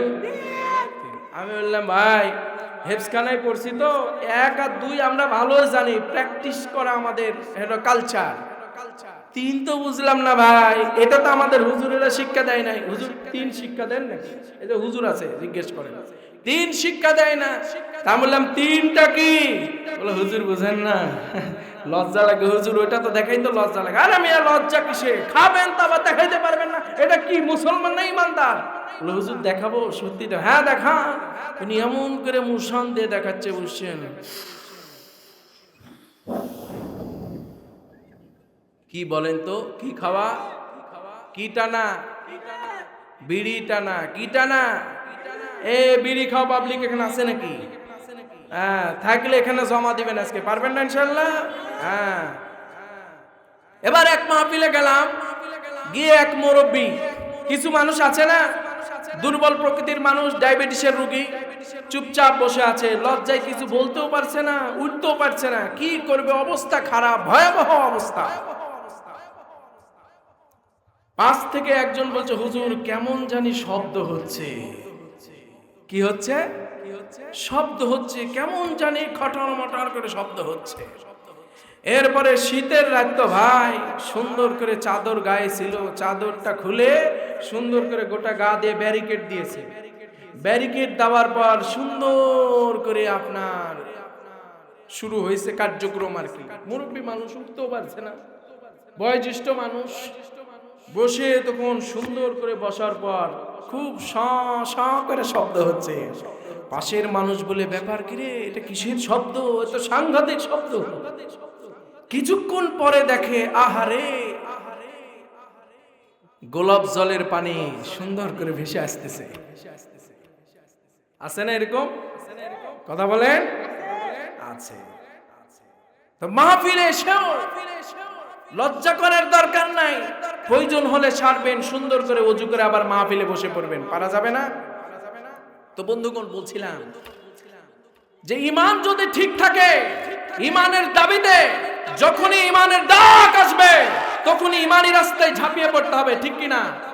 যদি সত্যি সত্যি সূরা নসরের শিক্ষা গ্রহণ করতে চান, আল্লাহর সাহায্য, ইদা দা নাসরুল্লাহি ওয়াল ফাত, আল্লাহর সাহায্যের মাধ্যমে যদি বিজয় অর্জন করতে চান, তাহলে অবশ্যই আপনাকে জান মাল দিয়ে ঝাঁপিয়ে পড়তে হবে। কার রাস্তায়? আরো জোরে বলেন, কার রাস্তায়? আল্লাহ বললেন, ওয়া মা লাকুম লা তুকাতিলুনা ফি সাবিলিল্লাহি ওয়াল মুস্তাদআফিনা মিনার রিজাল ওয়ান নিসাই ওয়াল ওয়িলদান। রব্বুল আলামিন বললেন, ওয়া মা লাকুম লা তুকাতিলুনা ফি সাবিলিল্লাহ, কি হলো গো তোমাদের, কেন তোমরা লড়াই সংগ্রাম করছো না? কার রাস্তায়? আরো জোরে বলেন, কার রাস্তায়? আমরা লড়াই সংগ্রাম করছি না। কে বলছেন? কারণ আমরা মুসলমান জাতি, আমাদের লোমগুলি কিন্তু খাড়া নাই, নেমে গেছে, ঠিক না বেঠিক? আজকে মুসলমানরা মার খায়। তাকায় দেখেন ফিলিস্তিনের মুসলমানদের উপরে ইসরায়েল বাহিনী কেমনে নির্যাতন নিষ্পেষণ চালাচ্ছে। গোটা গাজাকে তারা ঘিরে ফেলেছে। গাজার মুসলমান যোদ্ধারা হামাস, তারা মার খাইতে খাইতে দেওয়ালে পিঠ থেকে যাওয়ার কারণে তারা এমন ভাবে প্রশিক্ষণ নিয়েছে, ও বন্ধু, তারা কিন্তু শত্রুর মোকাবেলা করবার জন্য প্রস্তুত হয়েছে। আমার কলিজার টুকরা আব্বাজান, আমার কলিজার টুকরা ভাই, হামাস মার খাইতে খাইতে তারা একটা সংগঠন তৈরি করেছে, অনেকগুলি সদস্য। এরপরে হিজবুল্লাহ, আল্লাহর একটা দল, সেই দলের নাম কি? হিজবুল্লাহ। কি নাম? হিজবুল্লাহ।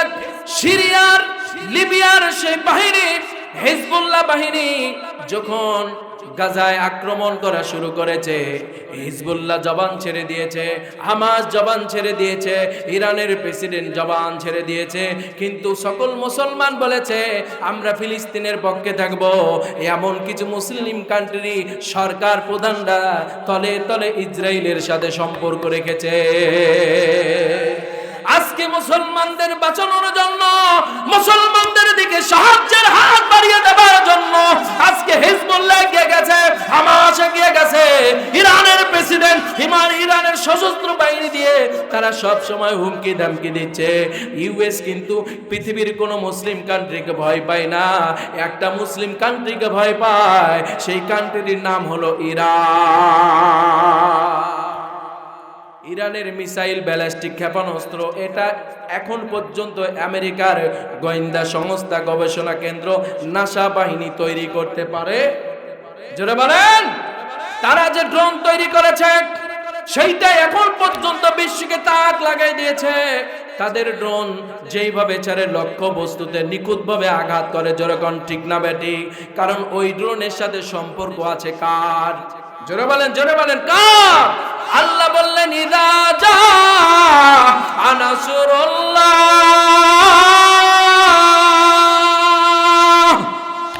নাসরুল্লাহ বলে যখন তারা টার্গেটের দিকে লক্ষ্য করে উৎক্ষেপণ করবে, আল্লাহ রাব্বুল আলামিন হাজার হাজার ফেরেশতা বাহিনী লক্ষ্য বস্তুতে আঘাত করবার জন্য সাহায্য করবে। জোরে জোরে বলুন সুবহানাল্লাহ।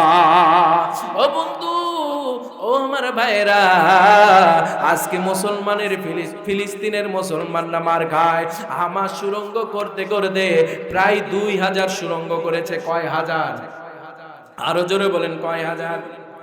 এই ইসরায়েলি বাহিনী, এখন আপনারা বলতে পারেন হুজুর ইসরায়েলের মধ্যে লোক সংখ্যা কত? যুগান্তর একটা পত্রিকা, আমাদের এক দেশের পত্রিকা, নাম হলো যুগান্তর। কি নাম? যুগান্তর পত্রিকার একটা নিউজ আপনাদের আমি দিই। বর্তমান অনেক বক্তা অনেক ধরনের বক্তব্য দিচ্ছে। কোন বক্তা বলছে 75 লাখ ইহুদি আছে সারা বিশ্বের বুকে, কেউ বলছে 70, কেউ বলছে 65, কেউ বলছে 60 লাখ। কথা বলেন, আজকে আমি আপনাদের সঠিক তথ্য দিচ্ছি। যুগান্তর পত্রিকার মধ্যে এসেছে বর্তমান বিশ্বে ইহুদিদের জনসংখ্যা 1,52,00,000। কত? 1,52,00,000। ইসরায়েলে নতুন বছর সামনে রেখে তারা জিউস এজেন্সি এই তথ্য প্রকাশ করেছে। এই ডাটাটা মিথ্যাও না, ভুলও না, একেবারে সত্য ঘটনা। এটি আবার ইসরায়েলে একজন গবেষক বিশেষজ্ঞ এই ডাটাটি তিনি দিয়েছেন।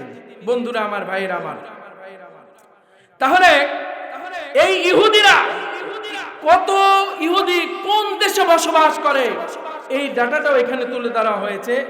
মোট ইসরায়েলের বাইরে যুক্তরাষ্ট্রের মধ্যে 60 লক্ষ ইহুদি বসবাস করে। কয় লক্ষ? 60 লক্ষ। ফ্রান্সে আছে 4,46,000, কানাডায় আছে 3,93,500, যুক্তরাজ্যে 2,52,000 ইহুদি আছে, আর্জেন্টিনায় 1,75,000, রাশিয়ায় 1.5 লাখ এবং জার্মানিতে 1,18,000 ইহুদি বর্তমান বসবাস করছে। আপনাদেরকে আরো অবহিত করি, মুসলিম বিশ্বের মধ্যে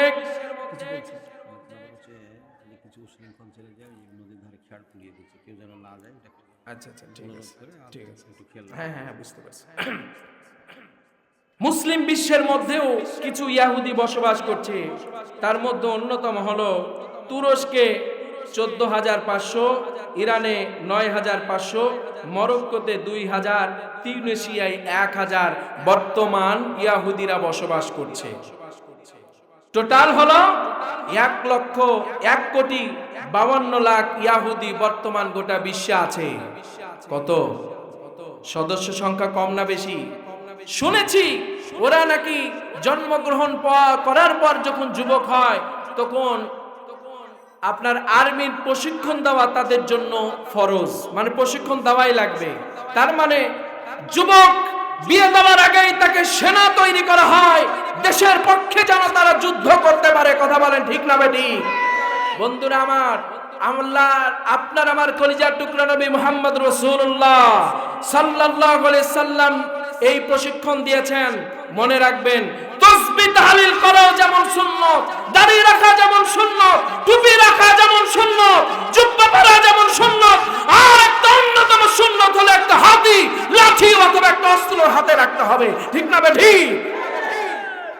সুন্নত থেকে আমরা দূরে সরে যাওয়ার কারণেই আজকে মুসলমানদেরকে আক্রমণ করার সুযোগ তারা পেয়ে গেছে। কথা বলেন ঠিক না বেটি?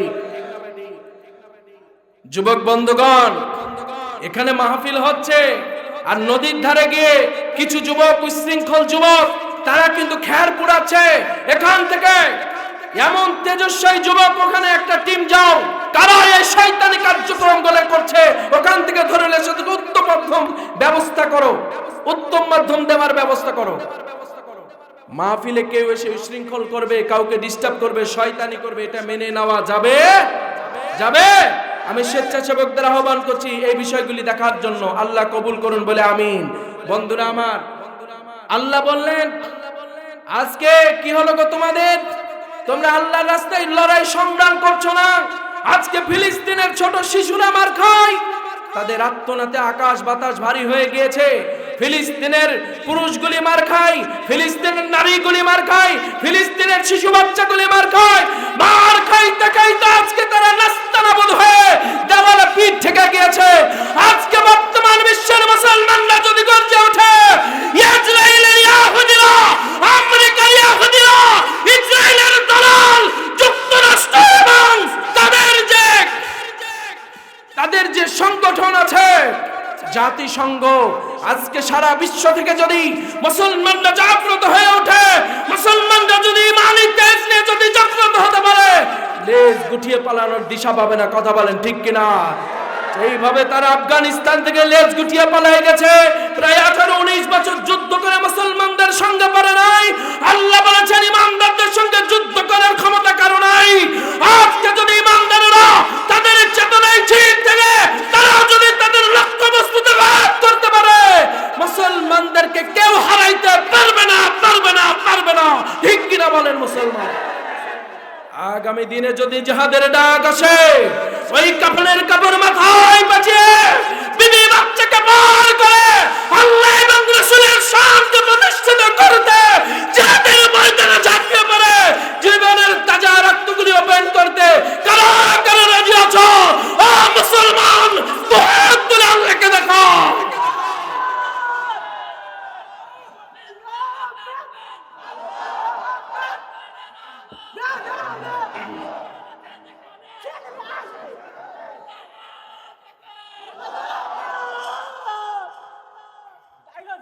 বন্ধুরা আমার, ভাইয়েরা আমার, সংক্ষিপ্ত আয়াতের প্রেক্ষাপটকে সামনে রেখে সংক্ষিপ্ত একটা ঘটনা আপনাদের শুনুন। কি নাম? ওমরের নাম শুনেন নাই? ওমর কি যেমন তেমন শাসক ছিলেন না, বাঘ শাসক ছিলেন, বাঘ শাসক। ওমরকে কিন্তু শয়তান পর্যন্ত ভয় পেত। কথা বলেন। বীর পুরুষের নাম কি? এখানে আসেন, হুজুর এখানে আসেন। এই বীর পুরুষের নাম হলো হযরত, আপনাদের কষ্ট হচ্ছে নাকি? হযরত ওমর রাত্রিবেলায় ঘুমিয়ে আছেন, হঠাৎ করে তিনি স্বপ্ন দেখছেন। তিনি স্বপ্ন দেখছেন মসজিদুল আকসা ওমরের দিকেই চেয়ে বসে আছে। ওমরকে বাইতুল আকসা ডেকে ডেকে বলছে, ওমর রে, আজকে আমাকে গোটা ইহুদিরা দখল করে নিয়েছে, ঘেরে নিয়েছে, তুমি চুপচাপ বসে আছো, তুমি কিছু একটা ব্যবস্থা করো। হযরত ওমরের ঘুম ভেঙে গেল। ইসলামী ইতিহাস খুলে দেখবেন, ঘটনা আছে। হযরত ওমরের ঘুম ভেঙে গেল, আবার ঘুমাই। দিনের বেলায় রাষ্ট্রীয় কাজ করে, রাত্রিবেলা আল্লাহর ইবাদত বন্দেগী করে হালকা একটু ঘুমাইলে আবার একই স্বপ্ন দেখেন। কয়েকদিন এই স্বপ্ন দেখার পর সাহাবীদের মজলিস ডাকলেন। মজলিস ডাকার পর তিনি বললেন, আমি এরকম স্বপ্ন দেখতেছি গো, তাহলে অবশ্যই অবশ্যই এই স্বপ্ন আমাকে আল্লাহ পাক দেখাচ্ছেন। যেরকম সুবহানাল্লাহ। জেরুজালেমের বাইতুল আকসাকে তারা পাকড়াও করেছে, ঘেরে নিয়েছে, দখল করে নিয়েছে। এখন যেভাবে দখল করেছে, ঠিক না বা ঠিক? বাইতুল আকসাকে কেন্দ্র করে যত সমস্যা, ঠিক না? ও বন্ধু, হযরত ওমর খলিফাতুল মুসলিমিন, তিনি স্বপ্ন দেখছেন। সকল সাহাবীদের তিনি ডাকলেন, ডাক দিয়ে তিনি নেতা হিসাবে খালিদ বিন ওয়ালিদকে নির্দেশ দিলেন, খালিদ বিন ওয়ালিদ, আমি তোমার নেতৃত্বে 10,000 সৈন্য জেরুজালেমে বাইতুল আকসাকে নিরাপত্তা দেবার জন্য পাঠাইতে চাই। সুবহানাল্লাহ বলেন। আব্দুর রহমান বিন আউফ, আল্লাহর নবীর একজন বিখ্যাত সাহাবী, সুবহানাল্লাহ বলেন। তিনি বললেন, আমিরুল মুমিনিন, এই যে তরবারি আমাদের হাতে দেন, তরবারি কোষটাকে মুক্ত করে তরবারি খাড়া করে বললেন, আমাদের সামনে যেই বেটা ইয়াহুদি পড়বে কল্লা আজ তো রাখবো না, দুনিয়া থেকে বিদায় করে দেব। 10,000 সৈন্যবাহিনী পাঠিয়ে দেওয়া হলো জেরুজালেমের দিকে। ইহুদিদের গোয়েন্দা বাহিনী, তাদের গোয়েন্দা বাহিনী কিন্তু শক্ত। কথা বলেন। মুসাদ কি নাম? সারা বিশ্বে সব থেকে স্ট্রং গোয়েন্দা বাহিনী, গোয়েন্দা বিভাগ, সেটার নাম হলো মুসাদ। আজকে দেখেন তাদের এত তথ্য প্রযুক্তি, একটা পিঁপড়া যদি ইসরায়েলের মধ্যে ঢুকে তাহলে স্যাটেলাইটের মাধ্যমে ওইটাও তারা দেখতে পায়। কি ধরনের অত্যাধুনিক প্রযুক্তি তারা আবিষ্কার করেছে, কথা বলেন। কিন্তু আমরা কি দেখলাম, উপর দিয়ে তাদের যে আয়রন ড্রোন, হিজবুল্লাহ এবং হামাস যোদ্ধারা রকেট ছুটছে উপর দিয়ে, ওইটাকে প্রতিরোধ করতে তারা ব্যস্ত। নিচ দিয়ে তল দিয়ে হামাস যোদ্ধারা পাখির মতো, আবাবিল পাখির মতো নিচ দিয়ে ঢুকছে আর ওদের নিশানে টার্গেট করে ওদেরকে মারতেছে। কথা বলেন। এটা কি এমনি এমনি হয়েছে? একদিনে হয়েছে? একদিনে হয় নাই।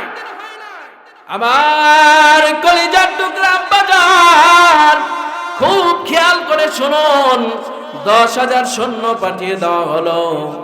আপনার আমার কলিজার টুকরা খলিফা, অর্ধজানের খলিফা, খলিফাতুল মুসলিমিন হযরত ওমর রাদিয়াল্লাহু তাআলা আনহু, তিনি কিন্তু সাহাবীদের বহরকে তিনি হেঁটে হেঁটে আগিয়ে দিলেন।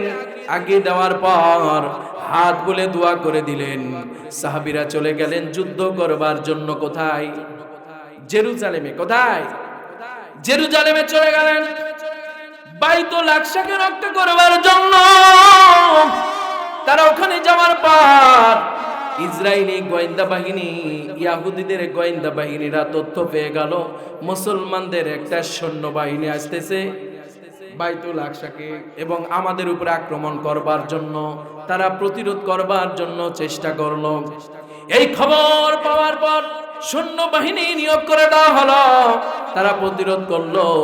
প্রতিরোধ করার সঙ্গে সঙ্গে 350 ইহুদিকে মুহূর্তের মধ্যে দুনিয়া থেকে ওই পারে পাঠাইয়া দিয়েছে।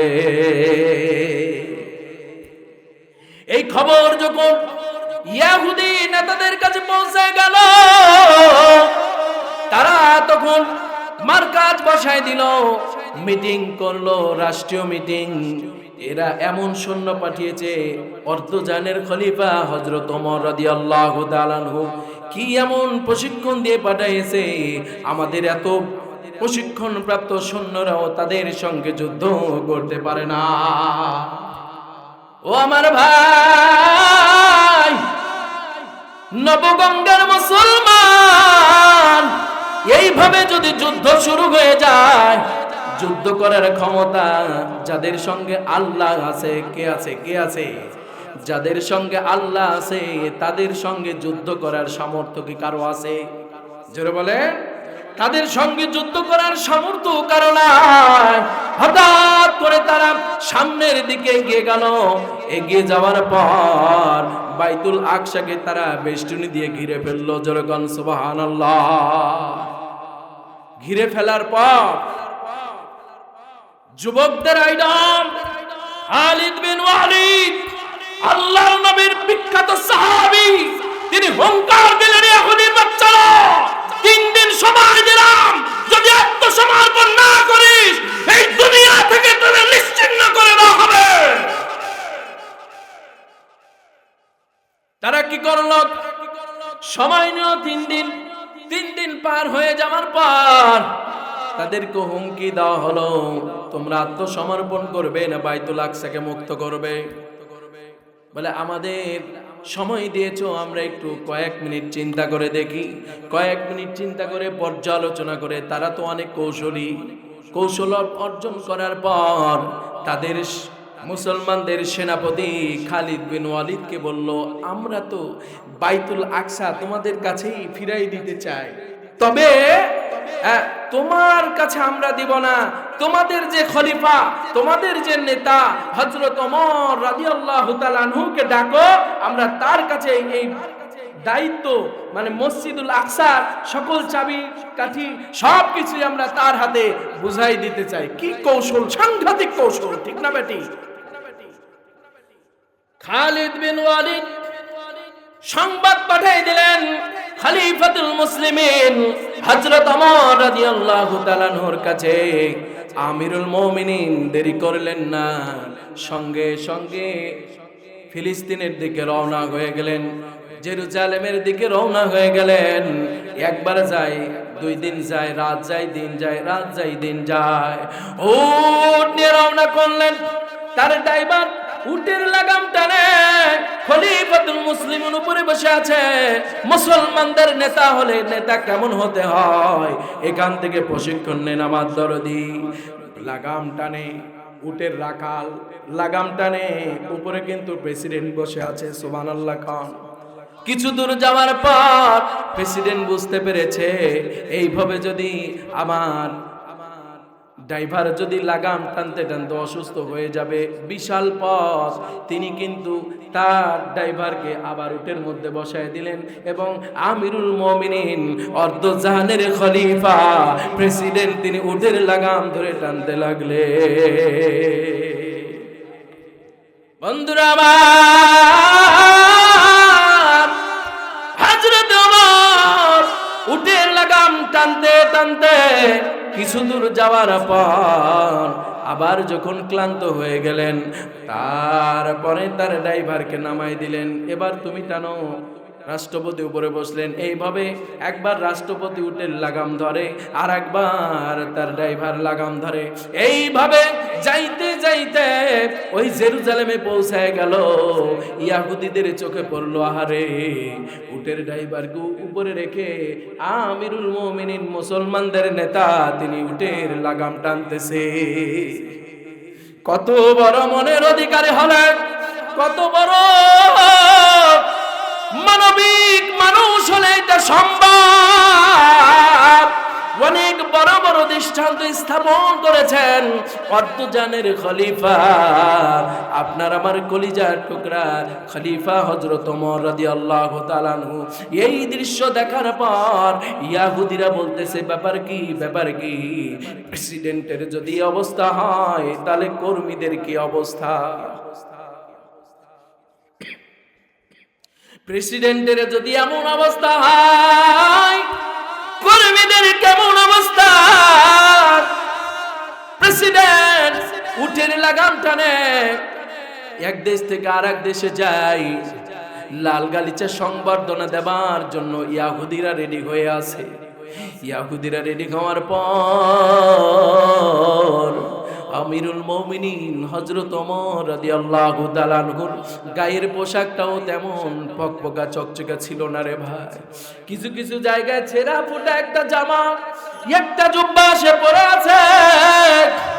ইয়াহুদীরা বলল, ইয়াহুদীদের যে দরবার আছে, রাষ্ট্রপতির রাষ্ট্রীয় ভবন আছে, অতিথি ভবন, সেখানে আপনি যাবেন, এই পোশাকটা চেঞ্জ করে অন্য পোশাক পরে নেন, আমাদের কাছে আছে, আমরা দিয়ে দিই। বলে না না, এইটা হতে পারে না, আজকে তোমাদের কাছে সুন্দর চকচকা ফকফকা পোশাক আছে, সেইটা আমাকে পরাই দিবে, আর আমি ছিঁড়া ফোটা পোশাক পরে তোমার রাষ্ট্রীয় দরবারে যেতে পারবো না।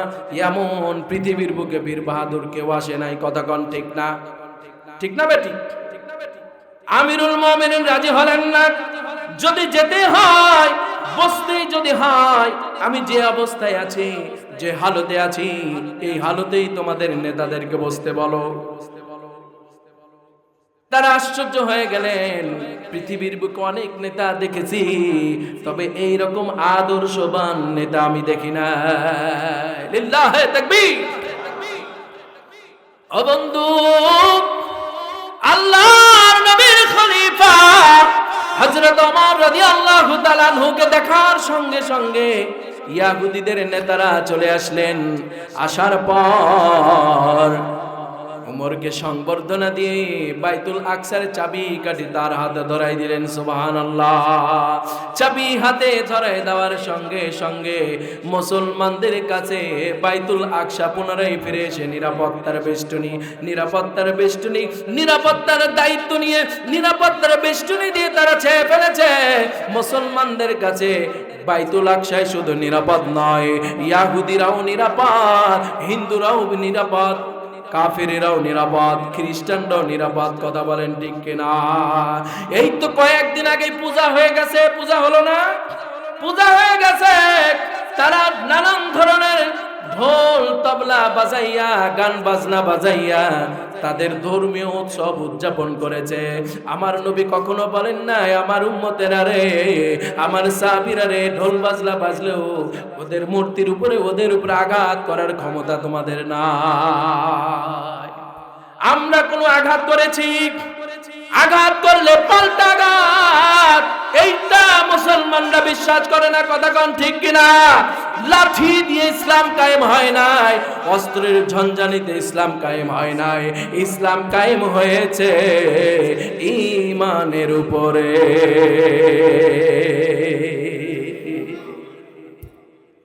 আজকে সেই ঈমান আমাদের থাকতে হবে। কথা বলেন। আজকে দেখবেন যেখানে কোরআনের মাহফিল হয় এখানে কিন্তু পারমিশন নিতে হয়। কি নিতে হয়? পারমিশন নিতে হয়।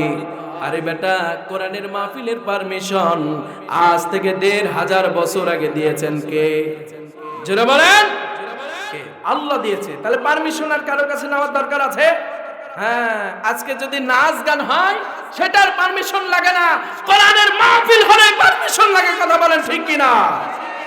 বেহায়া নাচ গানে পুলিশি দায় পাহারা, কোরআনের মাহফিলে ১৪৪ ধারা। কথা বলে না মুসলমান? বেহায়া নাচ গানে পুলিশি দায় পাহারা, কোরআনের মাহফিলে ১৪৪ ধারা। হামলা মামলা দিয়া আলেমদের জেল পুরিয়া, ঠিক না? হামলা মামলা দিয়া আলেমদের জেলে পুরিয়া, এভাবে ওরা নাকি কোরআনের আইন করবে শেষ। আরে এভাবে ওরা নাকি কোরআনের আইন করে দেবে শেষ। এটা নাকি ডিজিটাল বাংলাদেশ। আরে এটা নাকি ডিজিটাল বাংলাদেশ। ঠিক না ভাই? বন্ধুরা আমার, আজকে যুবক হয়েছ, কেউ বা বড় হয়ে গিয়েছ, কেউ বা মুরব্বী হয়ে গিয়েছ, মরণ কিন্তু আমাদের সামনে অপেক্ষা করছে। যে কোনো মুহূর্তে মালাকুল মাউত এসে পাকড়াও করবে। কথা কম? মালাকুল মাউত আসলে কাউকে সার দিয়ে কথা বলবে? ও বন্ধু, মরতে হবে, মরতে হবে। আমি মরব, আমার বাবা মরে গেছে, আমি মরব, আমার মা মরবে, আমার বিবি বাচ্চা মরে যাবে। একা এসেছেন, একাই যেতে হবে। কোথায়? কবরে। কোথায়? কোথায়? ওই কবরে কারা কারা যাবেন একটু হাতটা দেখি। লিল্লাহে তাকবীর। আল্লাহ কবুল করুন বলে আমিন। আজ থেকে 1 বছর আগে আমি হরগ্রাম গোরস্থানে শবে বরাতের রাত্রিতে গেলাম। তখন রাত্রি বাজে প্রায় 3টা। কয়টা? রাত গভীর রাত্রিতে আমি সেখানে জিয়ারত করতে গেলাম। হঠাৎ করে দেখলাম আমার ইসুবের সমান একটা ছোট্ট বাচ্চা, তাকে দেখলাম সে গিয়ে বাবার কবরে চোখের পানি ছেড়ে ছেড়ে কাঁদে আর দোয়া করে। কারণ ছোট্ট বাচ্চা হেফজখানায় পড়ে। হেফজখানায় পড়তে পড়তে আমি পরে ঘটনা শুনলাম। হেফজখানায় পড়তে পড়তে তার বাবা দুনিয়া থেকে বিদায় নিয়েছে। আমিও যখন হেফজখানায় পড়েছি, আমার বাবা আমার খোঁজ খবর নিতে গিয়েছে। যারা পড়াশোনা করে হুজুরকে জিজ্ঞেস করেন, ইনিও বড় একটা মাদ্রাসার মুহতামিম। ইনার মাদ্রাসায় ফেব্রুয়ারি মাসের 28 তারিখ মাহফিল। আবু সাইদ নেসারি ভাই আসবে, আমি থাকবো সেখানে। আপনাদের দাওয়াত, আপনারা যাবেন আল্লাহ ও বন্ধু, অনেক ছোট্ট ছোট্ট বাচ্চা পড়ে, তারা রাত্রিবেলায় তাহাজ্জুদ পড়ে, কোরআন তেলাওয়াত করে, সবক তৈরি করে। বাবা ছোট্টবেলায় যখন ঘুম থেকে উঠেছি, বাবা পরাটার দোকানে নিয়ে গিয়েছে, ধুবির দোকানে নিয়ে গিয়েছে, অথবা মুদির দোকানে নিয়ে গিয়ে সুন্দর সুন্দর খাবারগুলি কিনে দিয়েছে। আজকে ছোট মাসুম বাচ্চা, তাকে কে কি কিনে দিবে? গরিব ঘরের সন্তান, তার বাবা দুনিয়া থেকে চলে গেছে, মাটা কাজ কাম করে কোন রকম কষ্ট করে মাদ্রাসায় লেখাপড়া করায়। আমি দেখলাম রাত্রিবেলা এমন একটা দৃশ্য আমার চোখের মধ্যে পড়ে গেল। আমি গিয়ে দেখলাম ছোট্ট বাচ্চা ভয় করে নাই, ডর করে নাই। হরগ্রাম গোরস্থানা জংলা হয়ে আছে, এই জংলার মধ্যে দিয়ে হাইটা তার বাবার কবরের মধ্যে গিয়েছে। পাশেই আমার মেজো মামা রাইহান মুন্সির কবর, আমিও জিয়ারত করতে গেলাম, ওখানে আমার মামা নানারা শুয়ে আছে। আমি গেলাম, গিয়ে দেখি ছোট্ট বাচ্চা হাত তুলে হাউমাউ করে কাঁদে, আল্লাহ আজকে কয়েক বছর আগে আমার বাবা দুনিয়া থেকে চলে গেছে। আমার বাবা যদি আমাকে হেফজখানায় ভর্তি না করত, তাহলে হয়তো বাবার কবরের পাশে এসে এইভাবে দোয়া করতে পারতাম না। ও বাবা, আজকে আমি হাফেজ হয়ে গিয়েছি। ছোট্ট বাচ্চা, আজকে এই খুশির সংবাদ কাকে দিব? গভীর রাত্রিতে তোমাকে আমি খুশির সংবাদ দিতে এসেছি। ছোট্ট মাসুম বাচ্চা চোখের পানি ছেড়ে হাউমাউ করে কাঁদে। এই কান্না দেখে আমি চোখের পানি ধরে রাখতে পারলাম না রে মুসলমান। আমি চিন্তা করলাম, আমারও তো বাবা নাই, দুনিয়া থেকে চলে গেছে। আমি কত বাবার দোয়া অনুষ্ঠানে গিয়েছি, দোয়া অনুষ্ঠানে গিয়ে দোয়া করেছি, কিন্তু বাবা হারানো ব্যথা অনুভব করতে পারি নাই। কত মা হারানো দোয়া অনুষ্ঠানে গিয়েছি, কত সন্তান আমাকে দোয়া অনুষ্ঠানে ডেকেছে, কিন্তু মা হারানো ব্যথা কেমন আমি বুঝতে পারি নাই। আমি যেদিন নিজ বাবাকে হারালাম, সেদিন থেকে বুঝেছি বাবা হারানো ব্যথা কেমন, মা হারানো ব্যথা কেমন। ওই ছোট্ট বাচ্চাকে আমি জড়ায়ে ধরে, উনিও কাঁদে, আমিও হাওমাও করে কাঁদি। আবার যারা সফর সঙ্গী ছিল তারা সবাই হাওমাও করে কাঁদে। এমন একটা দৃশ্যপট তৈরি হয়ে গেল। আমি চিন্তা করলাম, আজকে কলেজার টুকরা সন্তান বাবার জন্য কবরের পাশে গিয়ে কাঁদে, বাবার জন্য কলেজার টুকরা সন্তান জননী মায়ের কবরের পাশে গিয়ে কাঁদে। আহারে দরদি, আজকে যদি নেক সন্তান তৈরি করে রাখা যায়, ওই সন্তান যেই জায়গা থেকে দোয়া করবে, ওই দোয়া আল্লাহ কবুল করে। চোখের পানি জমিনে পড়ার আগে আল্লাহ পাক তার বাবা মাকে মাফ করে কবরের মধ্যে জান্নাতের নাজ নিয়ামত চালু করে দেয়। এমন কোন সন্তান এখানে আছেন নাকি যার বাবা নাই, যার মা নাই? দুনিয়ার মায়া মহব্বত পরিহার করে কেউ বা যাত্রা গোরস্থানে শুয়ে আছে, কেউ বা হারুপুর গোরস্থানে শুয়ে আছে, কেউ বা নবগঙ্গা গোরস্থানে শুয়ে আছে, কেউ বা হরগ্রাম গোরস্থান, মহিষবাতান গোরস্থান, আশপাশের গোরস্থানে শুয়ে আছে। এমন সন্তানগুলিকে আমি দেখতে চাই যার বাবাও নাই, মাও নাই। আবার অনেকের বাবা আছে, মা নাই, কারো মা আছে, বাবা নাই। এমন সন্তান কারা কারা? আল্লাহর রহমতে জোশ খেলে গেছে। একটু এই মুহূর্তে দাঁড়া বলো, হুজুর আমার মা নাই, হুজুর আমার আব্বা নাই। কাদের মা নাই, কাদের বাবা নাই? একটু দাঁড়াবেন বাবা। কাদের বাবা নাই, মা নাই? একটু দাঁড়ান বাবা, দাঁড়ান। দোয়া হবে, আজকে দোয়া করে দিব ইনশাআল্লাহ। আল্লাহ পাক যেন আপনাদের আব্বা আম্মার জিন্দেগির গুনাহগুলো মাফ করে দেয়, কবরে সাহাবের হাদিয়া পৌঁছায় দেয়। যেরকম আমিন।